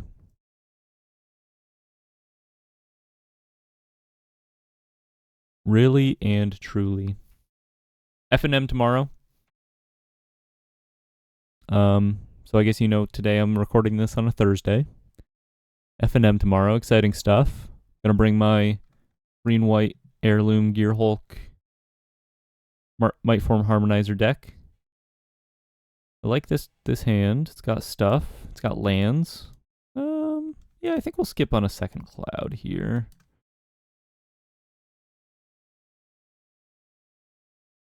Storm Chaser's Talent. The Archive. I think I'm gonna go for Cloud here and try to get an early Cryptic Coat on the board. That's pretty good through their Storm Chaser's Talent stuff. Pretty nice curve out. Helps get some pressure going while we eventually get to back off and hold up our Aven Interrupters. Just kills my Cloud. Okay. Ooh. Enduring Innocence is nice. It is really nice. I don't love jamming it right now because they could just kill it with Combustion Technique. I think I'd rather get this on the field, get some pressure going. Not the easiest thing to answer. I mean, they could just have Shock and pay the ward, but that's their whole turn, you know? Take the 2. There's Gran. Soul Guide Lantern's huge here. So I think with the Soul Guide Lantern up, we can afford to voice into Soul Guide, eat the Iroh's Demonstration, play a tapped land, and that leaves us in a pretty good position next turn. Dodge this starting town.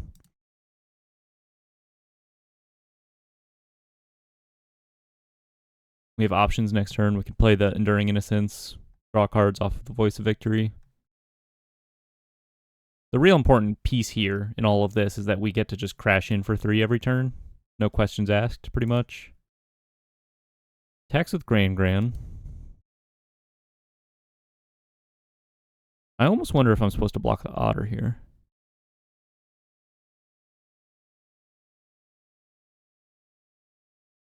Make them do something.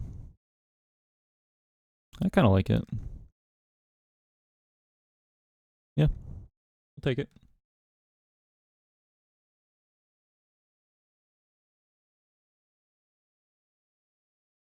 Dissection tools.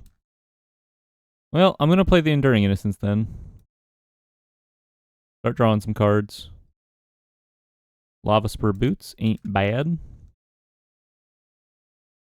Maybe we shock, put the Lava Spur Boots on the Enduring Innocence. Make it a little harder to manage.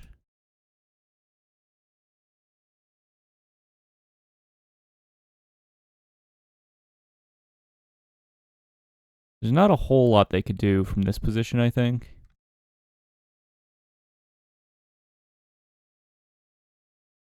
Monument.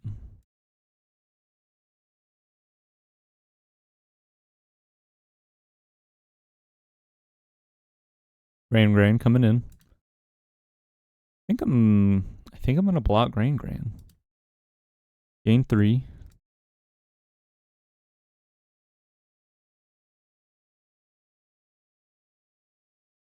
A null's pretty good against us, actually. It's like almost everything in our deck. Good to know that they're on it.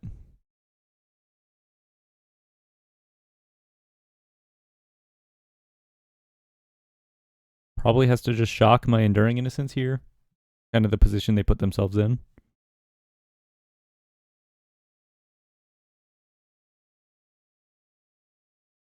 I mean, Grand's not doing a whole lot, but just taking away their ability to swing in with it is pretty important, I think.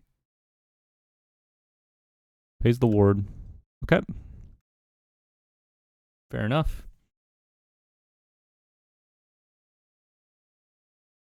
If I just put dissection tools on like the cryptic manifest guy, they have too many words for this. There's manifest, there's cloak, there's frickin' OG morph. Face down card. I guess that's the generic term.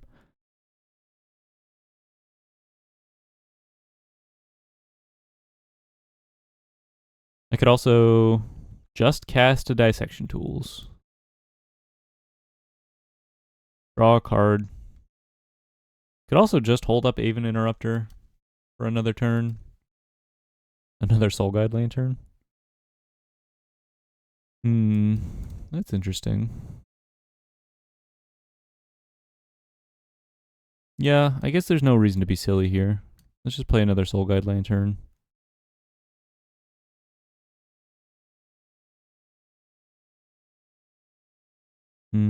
Equip some boots onto my voice. Threaten lethal next turn, draw a card. Land's not bad. Hold up the Aven Interrupter.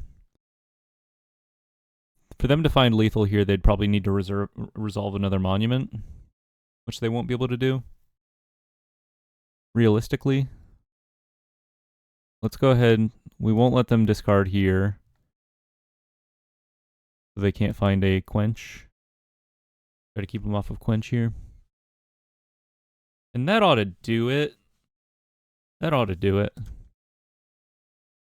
I guess they could have another monument, but then they'd really need some crazy runnings to actually kill me over the course of these next 2 turns.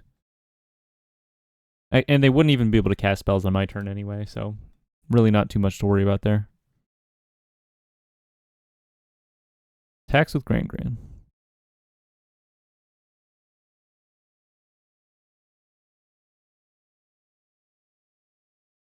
Come on, Greekachu, it's over, buddy. Let's just move on to game 3.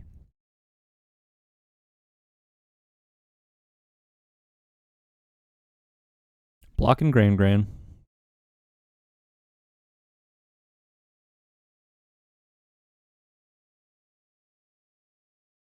Fire magic for 3.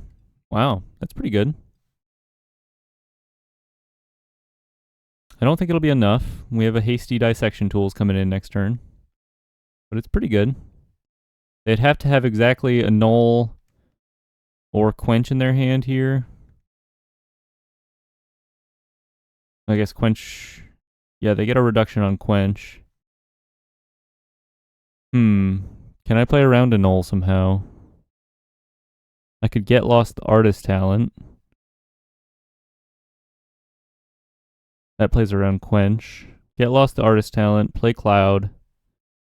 Equip the boots. Hit them for 3. They probably can't win through get lost on the artist talent anyway.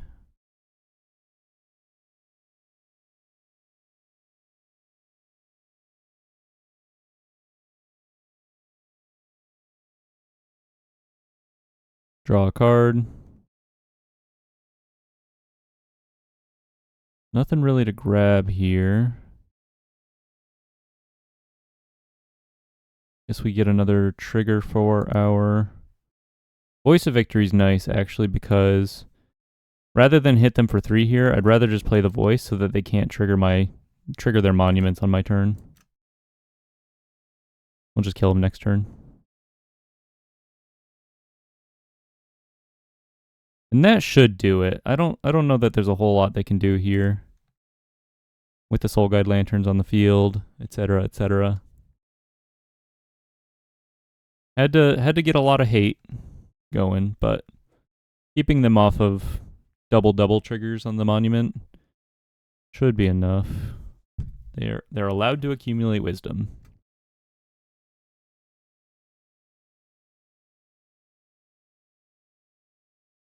There may have been a window for them to win if we did not draw this voice. Kind of shows you the power of monument. Okay. Do you have an abandoned attachments? You have an Iroh's demonstration. I guess there's probably not a lot you could have with 1 card left. And I definitely can find lethal here, especially with an Aang Swift Savior in hand. We play the Dragoon's Lance. We equip the shoes. Hold up interaction. Kill him dead. Nice. Okay. How do we survive game 3? I think I liked our game plan here. Aven Interrupter looked pretty good in the long game. Maybe we really don't need Assimilation Aegis, probably. Just rely on Seam Rips. Maybe bring in a couple split ups. Take out an Enduring Innocence. Take out a High Noon. They're pretty bad in multiples. Yeah. I don't know. Maybe could have cut a land. I think we're on 24. Probably could have gone down to 23. It's a pretty good hand. I like that it has the hate. It's got good colors.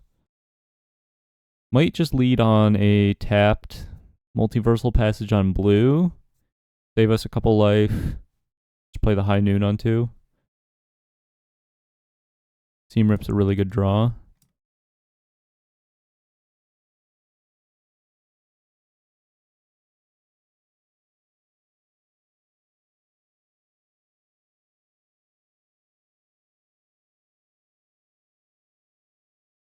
Just going to go for a High Noon here. Enduring Innocence is a great draw if they don't have Combustion Technique. Their mana maybe looks a little awkward. They might just jam a Monument here. I don't really have any ways to deal with a Monument once it hits the field. Another High Noon. Well, I think maybe I just pass. They probably can't do anything too meaningful here, and I can even interrupt whatever they jam. Aang, interesting. Activate their Agnakela. I'm sorry, I don't know how to Agnakela. That seems okay. I think I'm just gonna flash in an Aang at the end of their turn, probably. Get some pressure going.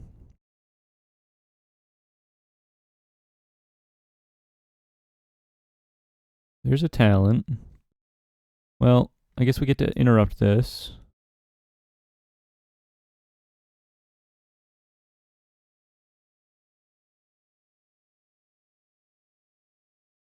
Buster Sword. Interesting. Swing in for 2. They might kill this.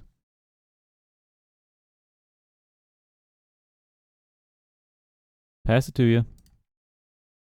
Yeah, I'm just going to hold up Aang here. I think I go for a Swift Savior move here. Seems fine to me. Firebending Lesson costs 4 mana if they want to use it. Storm Chaser's Talent. High Noon's a pretty good lock here. Okay. Swing in for 2. See if they fire off a combustion technique on the Aven Interrupter. I'm going to go for Enduring Innocence here. It could quench it. Annul. Seems fine. One card in hand. Not a whole lot of action. Very slow for them. Buster Sword on the Aven Interrupter looks pretty good eventually. They can't talent and Firebending Lesson this turn here. Soulstone Sanctuary is really nice. Let's go ahead. I guess we just play a Cloud here. We can pay for a quench. Try to resolve Cryptic Coat, perhaps. Pretty hard to deal with in the long term. Accumulate Wisdom. Well, that's tough, but High Noon makes things a little easier for us. Would not mind some Graveyard Hate.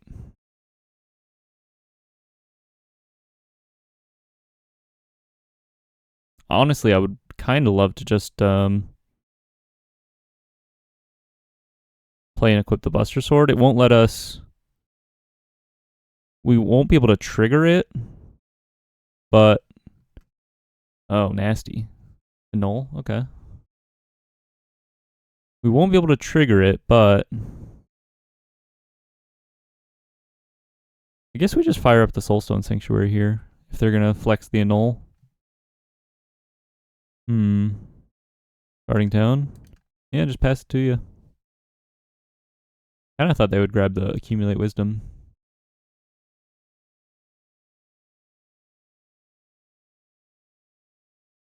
Kinda tough to win this without Graveyard Hate, perhaps.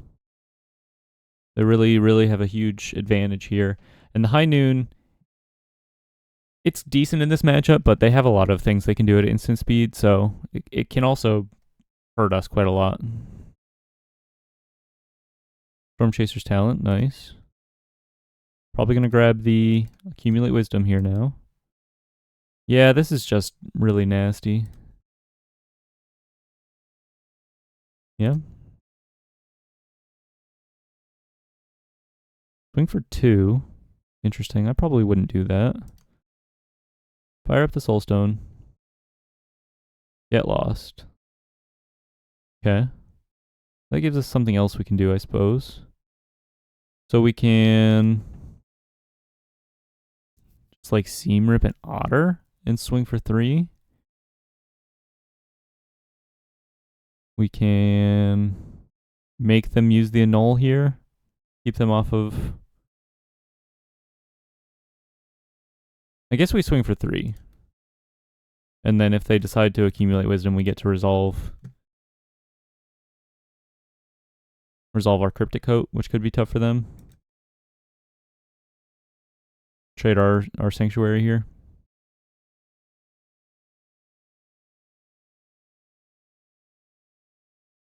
They're kind of committed to this line now.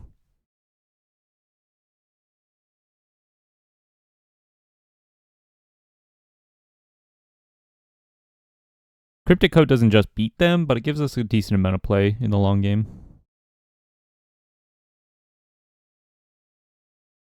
Oh, they're just going to let this happen. Sweet. Oh, they could have like Fire Magic here, I suppose. That's interesting.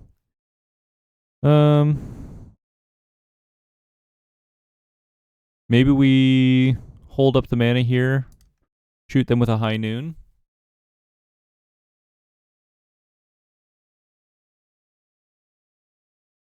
Maybe we still just make them annul the Cryptic Coat. Hold up, get lost. Kind of tough. I guess we could make them annul a Buster Sword.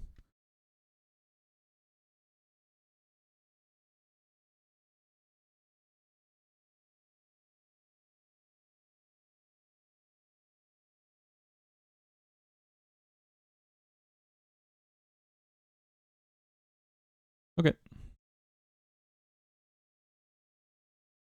Gonna play around the Fire Magic here. Won't move to equip quite yet.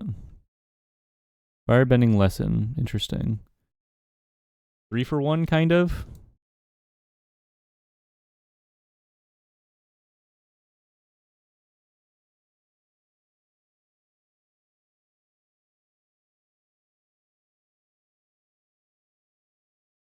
Okay.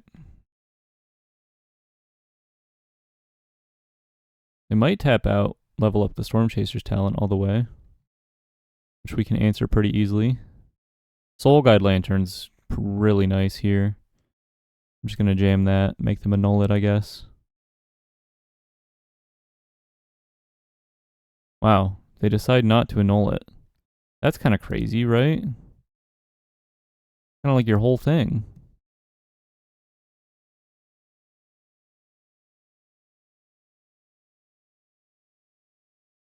Okay. This is all really weird, right? The way they decided to play this out.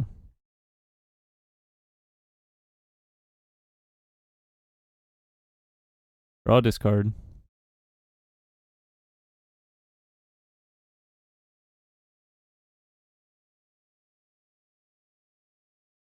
They still have a million cards in their hand, but so do we. Levels up their talent. Gonna go ahead and kill it in response. This one.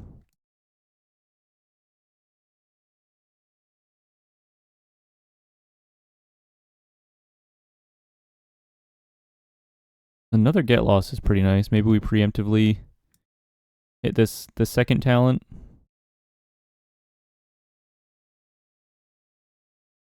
Keep them from having that access to that active there. I know we have the get lost, but that could be nice for like an artist's talent as well. Storm Chaser's talent. Resolve. Activate Storm Chaser's talent. In response. Get lost.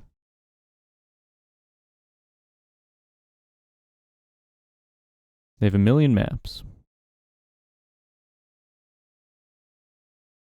Might just split up here.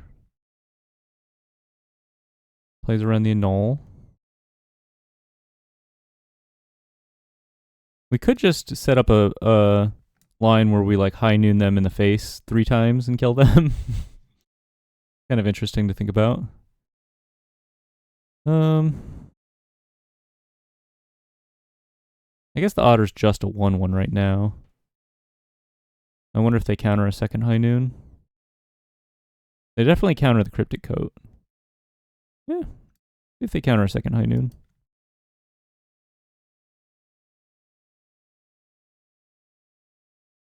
Hey, maybe we just get them in the face 3 times in a row with high noons. Monument. Swing for 2.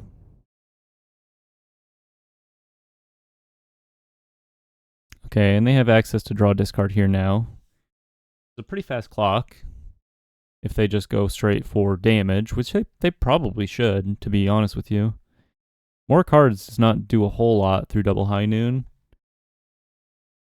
I guess I could draw more annuls, which is quite annoying.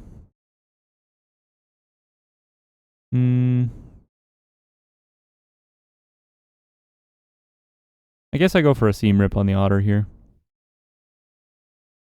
Or maybe I just finally make them annul this. Or maybe I just hit them in the face for 5 now while there's not a whole lot going on. Kind of play toward that aggro line. I kind of like that.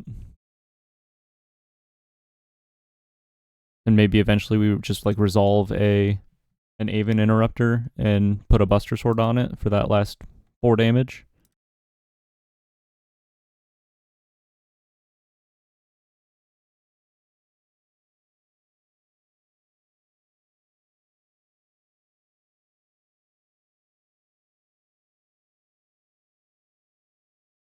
Okay, Restless Anchorage is actually really good too. Pass it back to you. We're almost in a position to just, I guess we could like...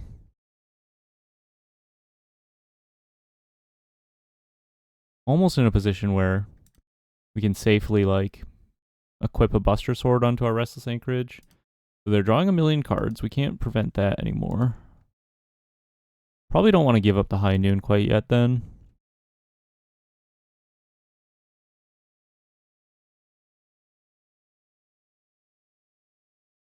Hits me for 1. I think like a Voice of Victory would be really good. Get a couple damage in with Restless Anchorage.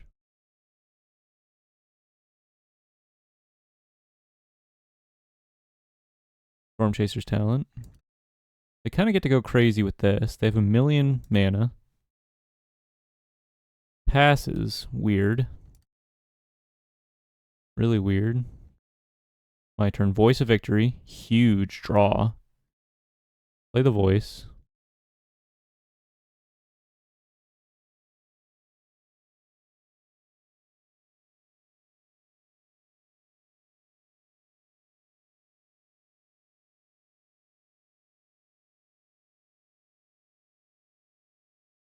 Maybe we just equip the voice with the Buster Sword this turn. Keep it from dying to most of their removal. I guess it wouldn't survive a combustion technique, so maybe that's a little silly. Just hit them for 2, I guess. Am I just dead if I do that, though? Return combustion technique. Kill my voice, draw a discard. I guess I'm just dead either way. Yeah. I guess the monument got there in the end.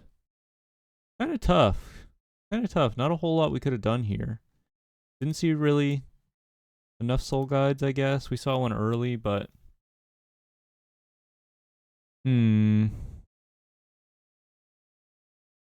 guess we just have to block with a Restless Anchorage to survive this round.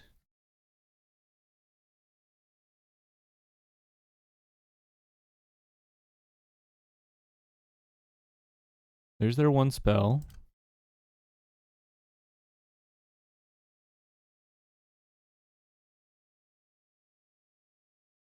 Maybe not having any main deck answers to the monument is wrong, or any answers at all to the monument, I guess, is wrong.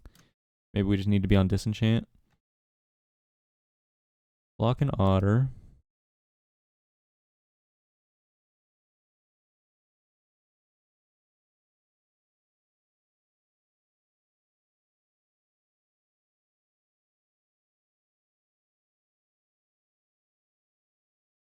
What's our best draw here? We can equip Buster Sword to a Restless Anchorage for our cast. And then Boomerang Basics is a little weird. And then I guess we just put in a Cryptic Coat for another blocker. If they have instant speed interaction, pretty tough, but not much else we can do to survive here.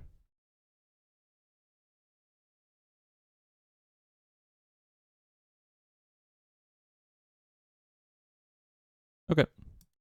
Yeah, GG's. GG's. Had some good play. 1 and 3 overall. I think this is an interesting deck. Let's workshop it for just half a second.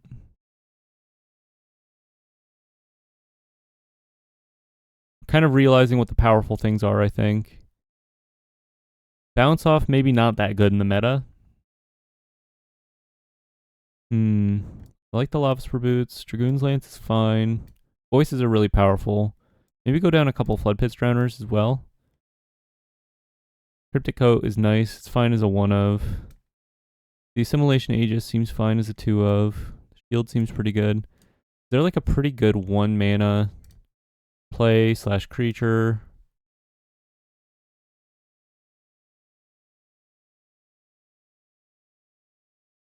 House Mouse, kind of interesting.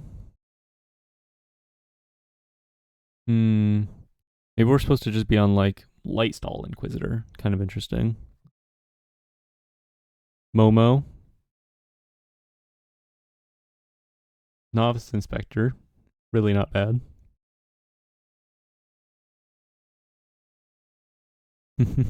Aegis Turtle. Gran of our own. Probably not relevant. Murata Neuron Hacker. Whenever you draw your first or second card each turn, put an Ingenuity counter on Murata. You may cast an artifact spell from your hand with mana value less than or equal to the number of Ingenuity counters on Murata without paying its mana cost.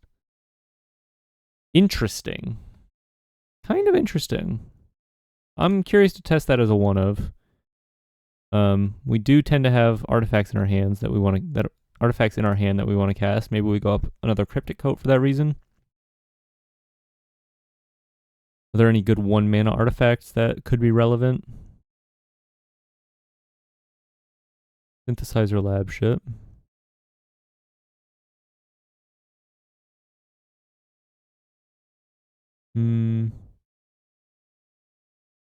Duskrow's Reliquary hits in Monument to Endurance.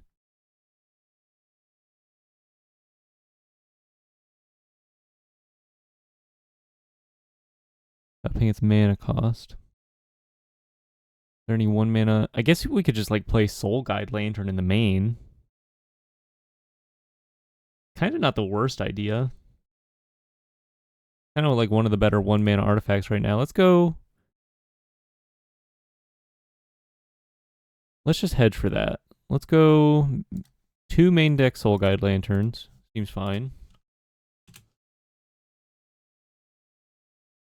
2 Marauders. Try them out. AKA one of the Doc Ox. Lady Ock. I don't know her card name. That might help us with our mana base, so we could probably go to 22 lands. Is that crazy? An archive. And then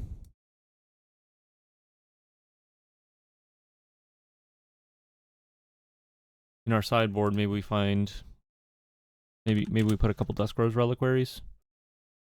Or probably Disenchant is just better. I like that it's an instant. Maybe cut a High Noon. Be a little awkward in multiples.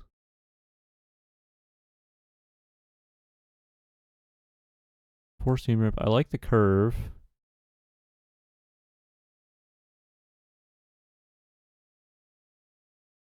Maybe there's like another sort of flex artifact that we could play that's relevant in the Otters matchup, perhaps. Crystal Barricade. You have hexproof. Prevent all non-combat damage that would be dealt to other creatures you control. Interesting. Frigate's kind of interesting. Perilous Snare. Maybe a 1 of Celestial Armor. Pinnacle Starcage. And it hits a lot of our stuff, though. Hover Ship. Arsenal is really just a big boy.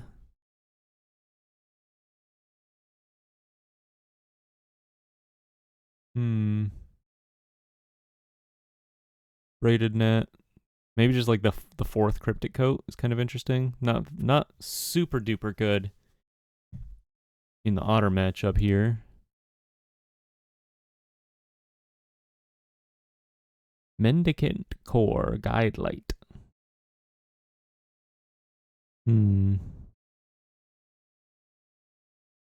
Riptide Gearhulk, kind of a big boy.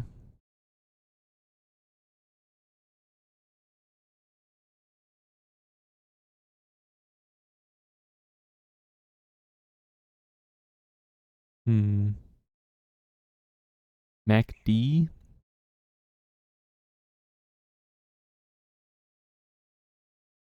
I won't be offended if you skip ahead to the next match. I'll maybe play a couple more matches with these changes. We'll see how it runs.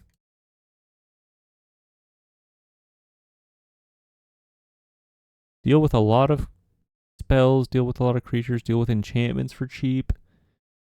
Deal with, I mean, the 4 Seam Rip in the main should be pretty helpful on that front. Carrot Cake. Dawn's Truce. Maybe we just play like more Get Lost over the Disenchants, actually. That's probably better anyway. I guess being able to deal with the artifacts is important. We'll just play one more Get Lost. 2 more Get Losts, Kona. Okay, alright. I like this. I like this. Full 4 set of Get Lost across the 75. 2 Disenchants to help shore up against Monument to Endurance. And then trying out the 1 mana artifact chick. Help us accelerate some cryptic coats out onto the field. Well, we get to try it here. Pretty cool. I kind of think we just jam. Let's just jam. Let's see how it goes. Let's just put an Aether Spark on the field. She's a little fragile. Dies to a lot, but not the end of the world. Veteran Survivor. Interesting. Let's go with the Surveil here. Another Enduring Innocence is not quite where we want to be.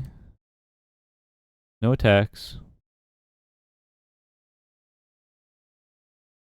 I think obviously she pairs quite nicely with like a Cryogen Relic build.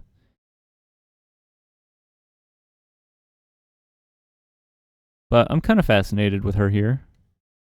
A really relevant early drop that kind of demands an answer eventually.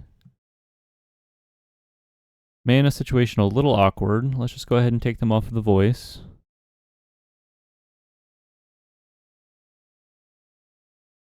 Swing in for 1. I mean 0.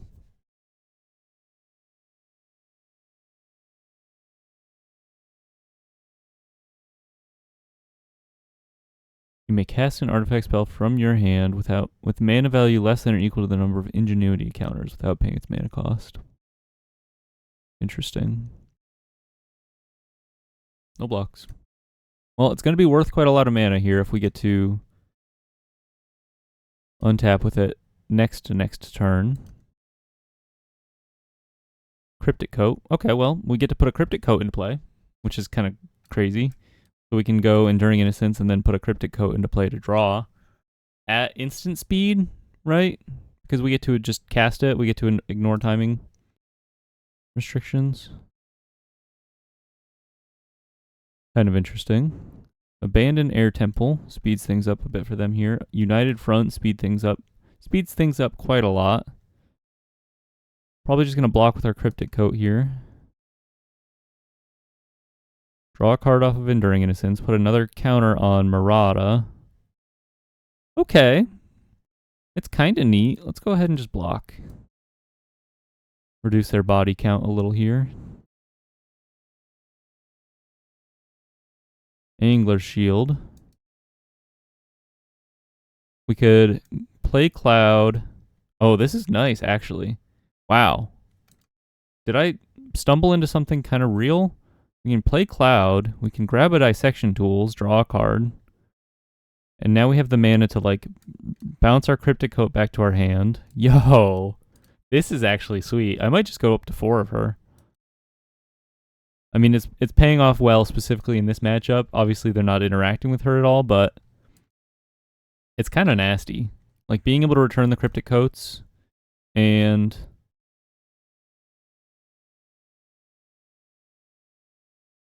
and put them back into play the same turn and trigger our Enduring Innocence. Oh, I goofed. I should have responded to the Voice of Victory here. Because she says cast. Yeah, I was just too lost in the sauce there. Yeah, it's fine. We'll go ahead and put a Dissection Tools into play, I suppose. Planes.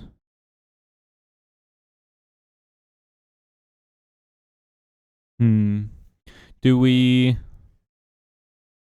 swing in? We could like swing in with a big Cloud equipped with that Dissection Tools. He would be a 6/6 if we put the Aegis Shield on. It's probably just better to play the Cryptic Coat here.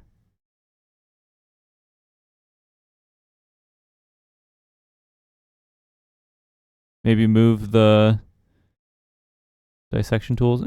Probably not. I was thinking we could cast a backup Murata. I'm really enchanted by this now. Just seeing it play out.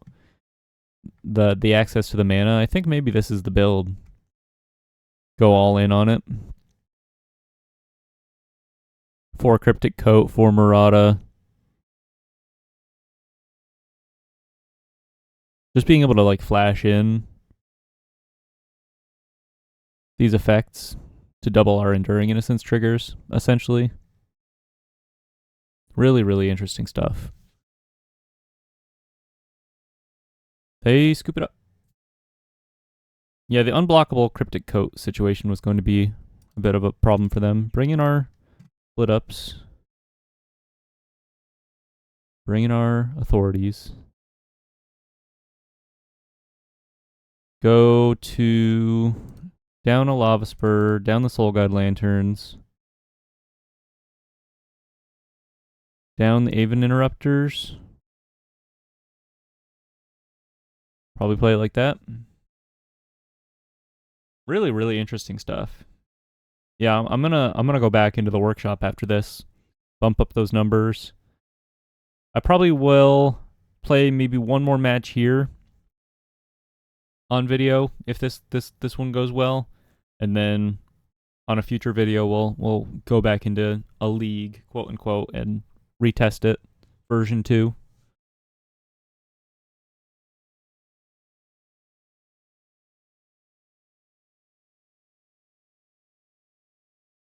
Keep this. I like the split up.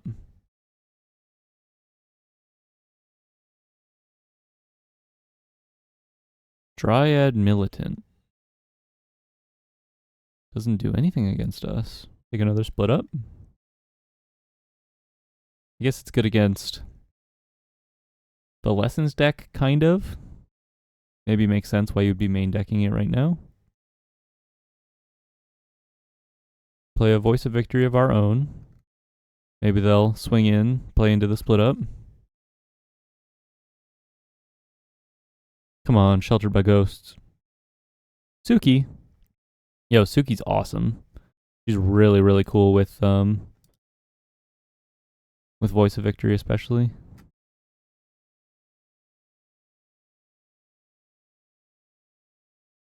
Definitely have to split this board up.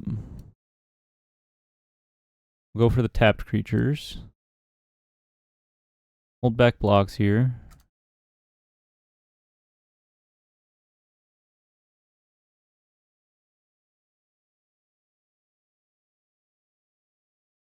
They get to attack. I guess we block Suki in case we want to play our second split up here. Oh, sweet. Nice. Retrigger their Suki. Wow.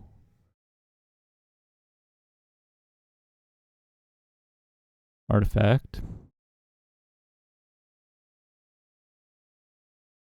Kind of disincentivizes them here from playing another creature.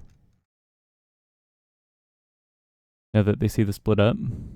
Veteran Survivor. Cloud.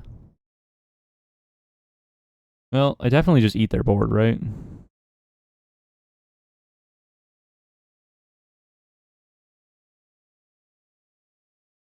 Free swing. Might as well.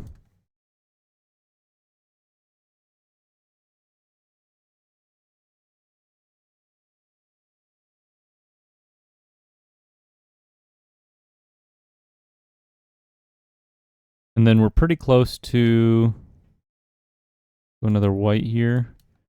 Pretty close to this dissection tools, which should be relevant. Doorkeeper Thrall. Okay. Absolutely hoses my deck. Good to know. Hits me. Can fire up a Soulstone Sanctuary if they want.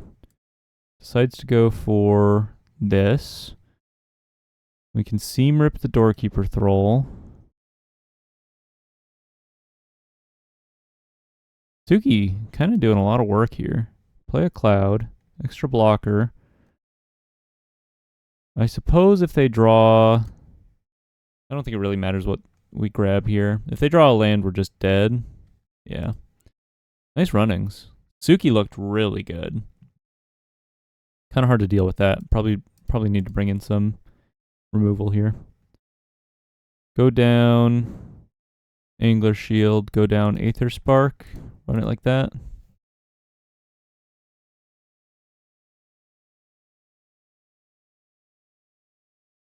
The other thing too about the 1 mana artifact lady I swear I have like early onset Alzheimer's. I just cannot keep these names in my head. Doc Ock. I mean, it makes it extra doubly confusing when, you know, they have two names. I'm gonna keep this. I was gonna say the upside with her though, and her being able to cast artifacts on their turn basically is like we can much more comfortably play High Noon in our otherwise pretty clunky sorcery speed deck. Really makes you think. It'd be nice if our mana was better, but like having to cast blue on turn 1 and then turn 2 Cloud.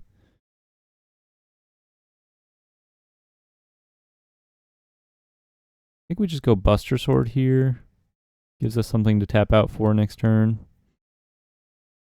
No blue, unfortunately.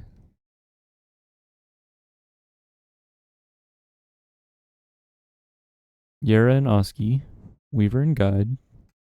We have a Get Lost for Yera and Oski.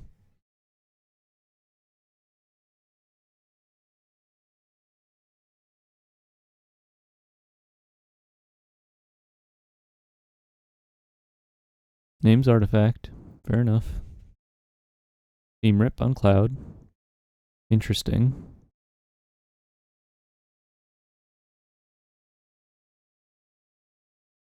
Yeah, I guess I just Get Lost this. Not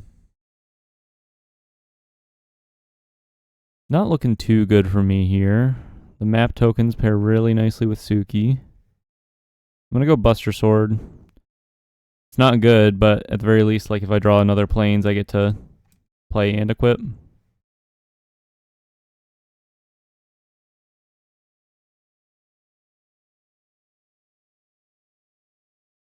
Cracks a map. Beautiful. Pretty tough to deal with this year. Gotta swing in with Suki, play around split up. I mean, not that they wouldn't attack anyway. It's kind of an interesting question, actually, if they use the map here. Okay. We get to Seam Rip, their Seam Rip, get our Cloud back.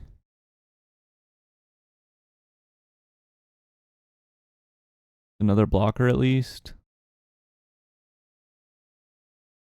Guess we play the grab the Dragoon's Lance. Ah, get me out of here. Get me out of here. This mono white hell. Gosh, the mana in these colors is so bad. I mean, it really doesn't help that I don't have Blood Farm Verge, but I will never understand in a million years why they decided to print, like, leave certain colors in such a horrible place. As far as like access to good mana goes, like not having fast lands, it's just so crazy the disparity. Some colors get fast lands, shocks, and verges, and some colors just have verges in all of those.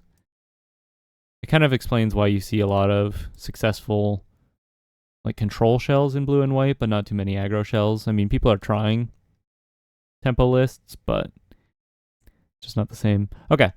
Let's go ahead. Let's do one more fix here. Let's move the Lava Spur boots to the side.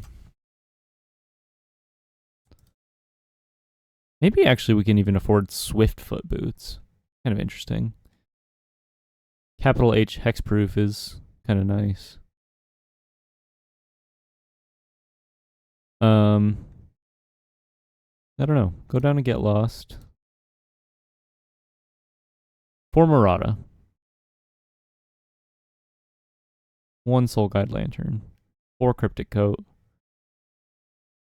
1 Assimilation Aegis. I like 2 actually. Angler Shield has looked interesting. I don't know if it's ever looked great. Maybe we go down a couple Voice of Victories. No, I like the voices. I kind of like all of this, man. Maybe the 1 Soul Guide Lantern doesn't make a whole lot of sense. I changed my mind. I think you pretty much want the full 4 right now. 1 Authority. 22 lands.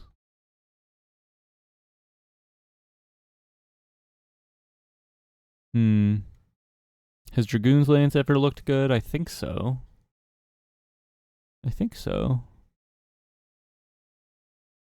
Maybe it's just better than the Flood Pits Drowners. Maybe we don't need the Flood Pits Drowners if we're on the full-on Murata plan. Play another Dragoon's Lance to be able to like trigger. You go like turn 1 Murata, turn 2 Cloud, turn 3 Enduring Innocence, and then draw off of Murata with the Dragoon's Lance. Kind of interesting.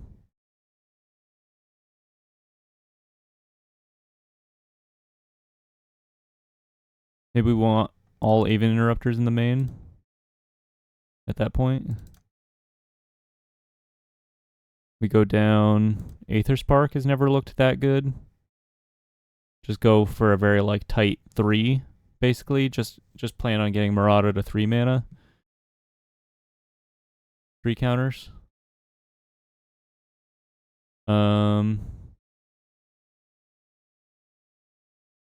It's interesting. I think I still like the Angler Shield. I like that it equips right away. Maybe 3 Cryptic Coats is enough.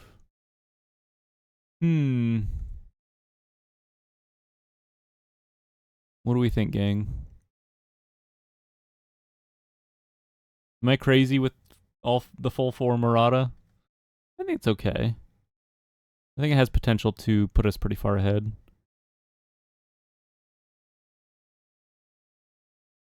Maybe we go down to 21 lands. Is that crazy? We pretty much need to hit 3 mana every game. So I kind of think that is a little crazy. Go down 1 Enduring Innocence? No. Just put the Soul Guide Lanterns in the side.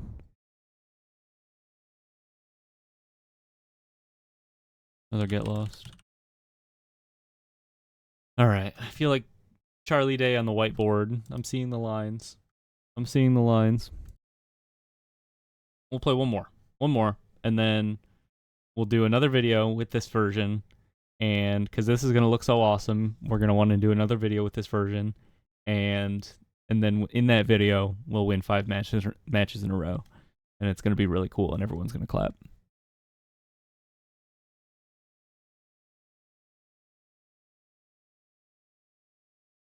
It's been fun to iterate. I think the potential's there. I think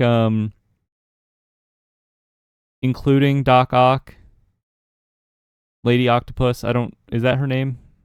I don't know. Including her gives us like a really busted opener, you know, which it didn't have before. And I think that helps us play into the tempo plan of the Aven Interrupters plus Aang, right? So it's like you're either forced to answer her early, which slows down your game plan, or let her go, and now we have like this huge source of mana advantage, which we were lacking before, and which helps open up our mana for Aven Interrupters and stuff. I'm just gonna try it. This is a bad hand. Got 1 mana, but I'm just here really to test this card. If it helps us do that. Would love to draw a second land, but they might not have an interaction for her.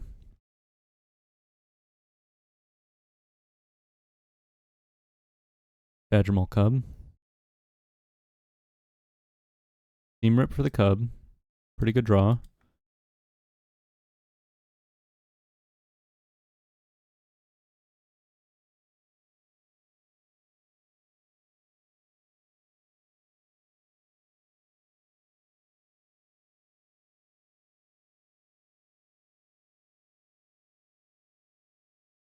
Yeah. It'd really be nice actually if Duskgrove's Reliquary, like if it just said you put it into play, but because it says you cast it, you have to like pay the cost of Duskgrove's Reliquary, which is a little annoying. Also, we're not getting extra draws really outside of Enduring Innocence. That makes things a little awkward in terms of our ability to accelerate her. Maybe it almost demands that we play like Cryogen Relic alongside Duskgrove's Reliquaries. so that we have always something to be doing with her on 2.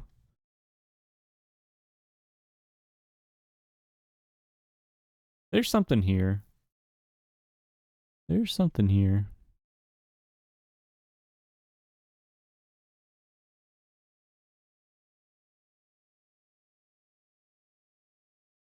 Simulation Aegis is not a terrible thing to have in hand right now, though. Gives us something to do with her once she rolls up to 3, and then... Because, like, yeah, Cryogen Relic lets you really accelerate how quickly you can put the counters on her.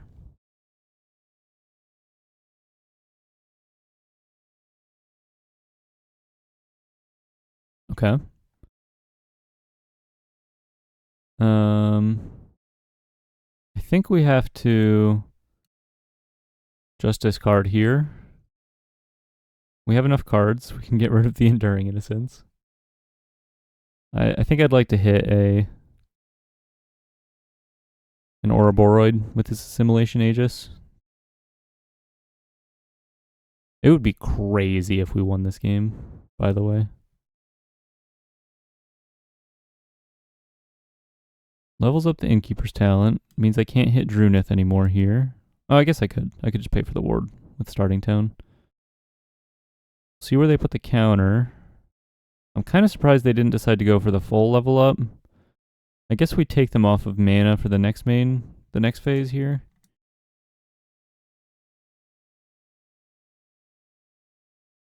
Cast this Aegis.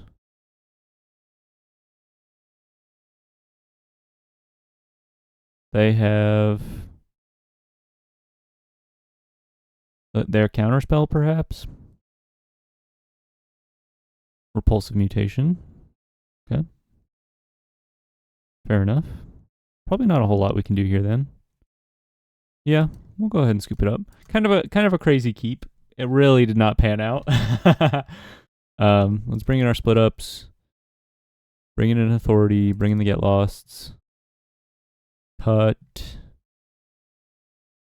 the Voices. Not that good here. We have a lot of 3-drops, but I guess that's kind of the reason we're on this Murata situation. Cut a Buster Sword. Cut the Angler Shield. Try it like that. There's a glimmer of an idea here. I'm not sure that we have quite the right numbers of things.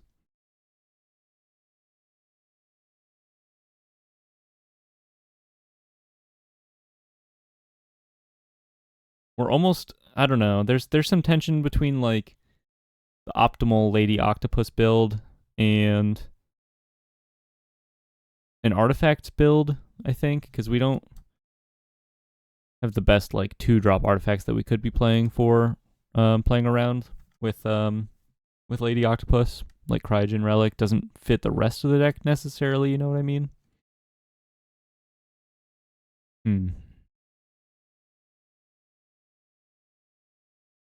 Skip a land. We'll keep this. It's kind of the opposite of the previous hand.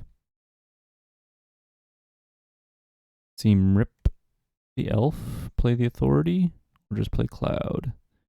Yeah, Seem rip the elf. They're on a Molda 6, right? Could be bad for them. I guess we go Plains, Authority.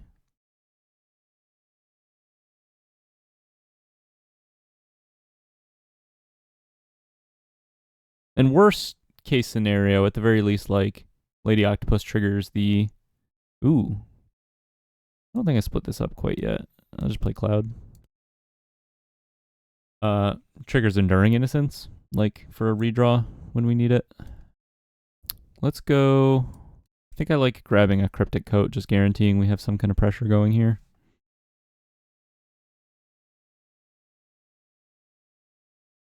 If they tap out for Boyd, they probably just die to split up, pretty much. Drunith, Reviver of the Hive.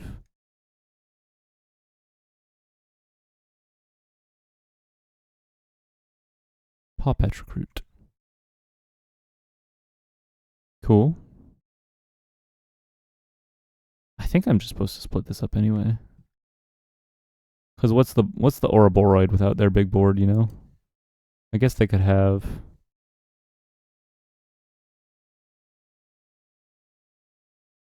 They could have, like, Spell Pierce, but seems unlikely. Play a starting town. Swing in for 2.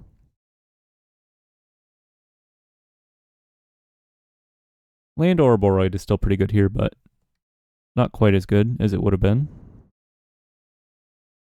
Oh, they have 3 Ouroboros in hand and they're stuck. Kind of nice for us. I guess they could have a repulsive mutation, counter my Cryptic Coat.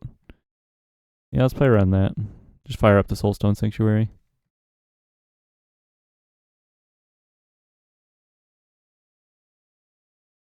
I'm going to fire up the Soulstone Sanctuary. Make them repulsive mutation, I guess. Okay. Cool. Game 3. Final match here. Had a fun run. Not a whole lot of winning. But we took some games here and there. I just feel like we won games where our opponents dirtled, and we need more proactive games. Like we needed more proactive cards to I guess just be more threatening. Have a stronger curve out, etc., etc.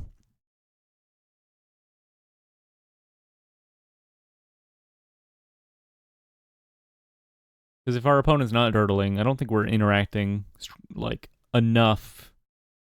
We don't have a good enough top end to just interact, and then what? We swing in for 2 with Aven Interrupter, you know, to kill them. Like that's just not fast enough. It's not like we're interacting, and then playing Meringue River Regent, you know. So I think having more of a proactive game plan with support from Aven Interrupter and Aang, etc., makes a little more sense to me. It's a fine hand. I like that we have a mix of lands and spells. Temple of Enlightenment.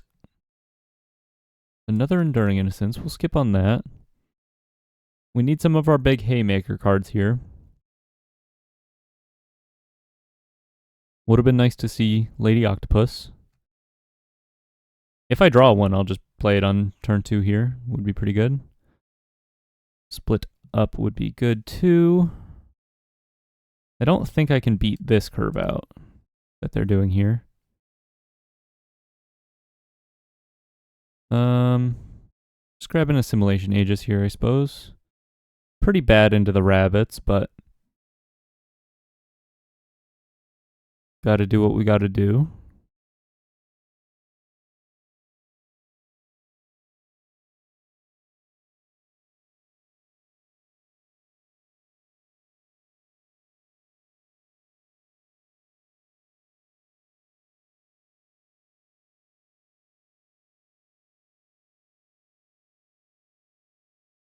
Anyone have any ideas? Let me know in the comments if you're still watching this. If you feel like there's maybe something I'm missing. Something that could be really, really solid for the deck.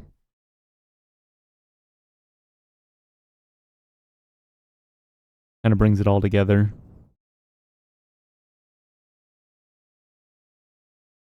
Like, our ability to grind is pretty good. We just don't shut our opponent down definitively enough, and we are also not particularly fast.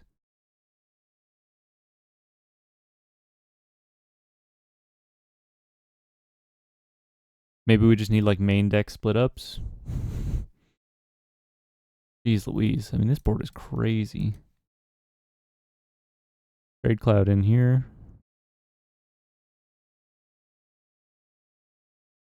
There's an Authority of the Consuls. A little too late, perhaps. Kind of just have to hope we draw a split-up, right? Not much else we can do. Play the Authority. Hold up a Get Lost for an Ouroboros, I guess. Hope we draw a split-up.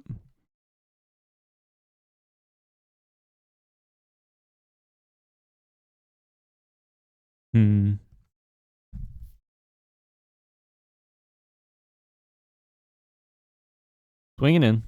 They have no fear. I think if they're holding up the counterspell, they counter. Let's see.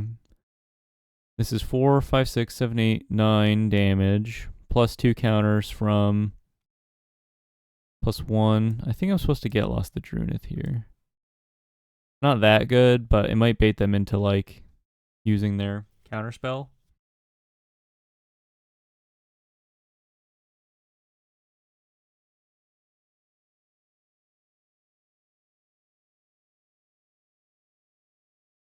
Maybe I was supposed to get Lost to Paw Patch.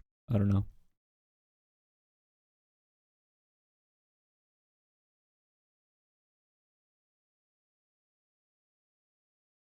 I'd still like to draw a split up. If they don't have counter magic, should be pretty good. Seems very, very likely that they have a repulsive mutation, though.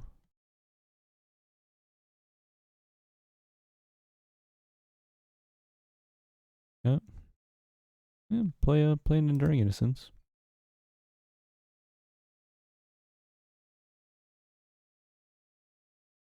They say, okay. Okay, fair enough. Alright, GG's. Gonna go into the lab, tinker around with this one a little bit. Off stream, off YouTube.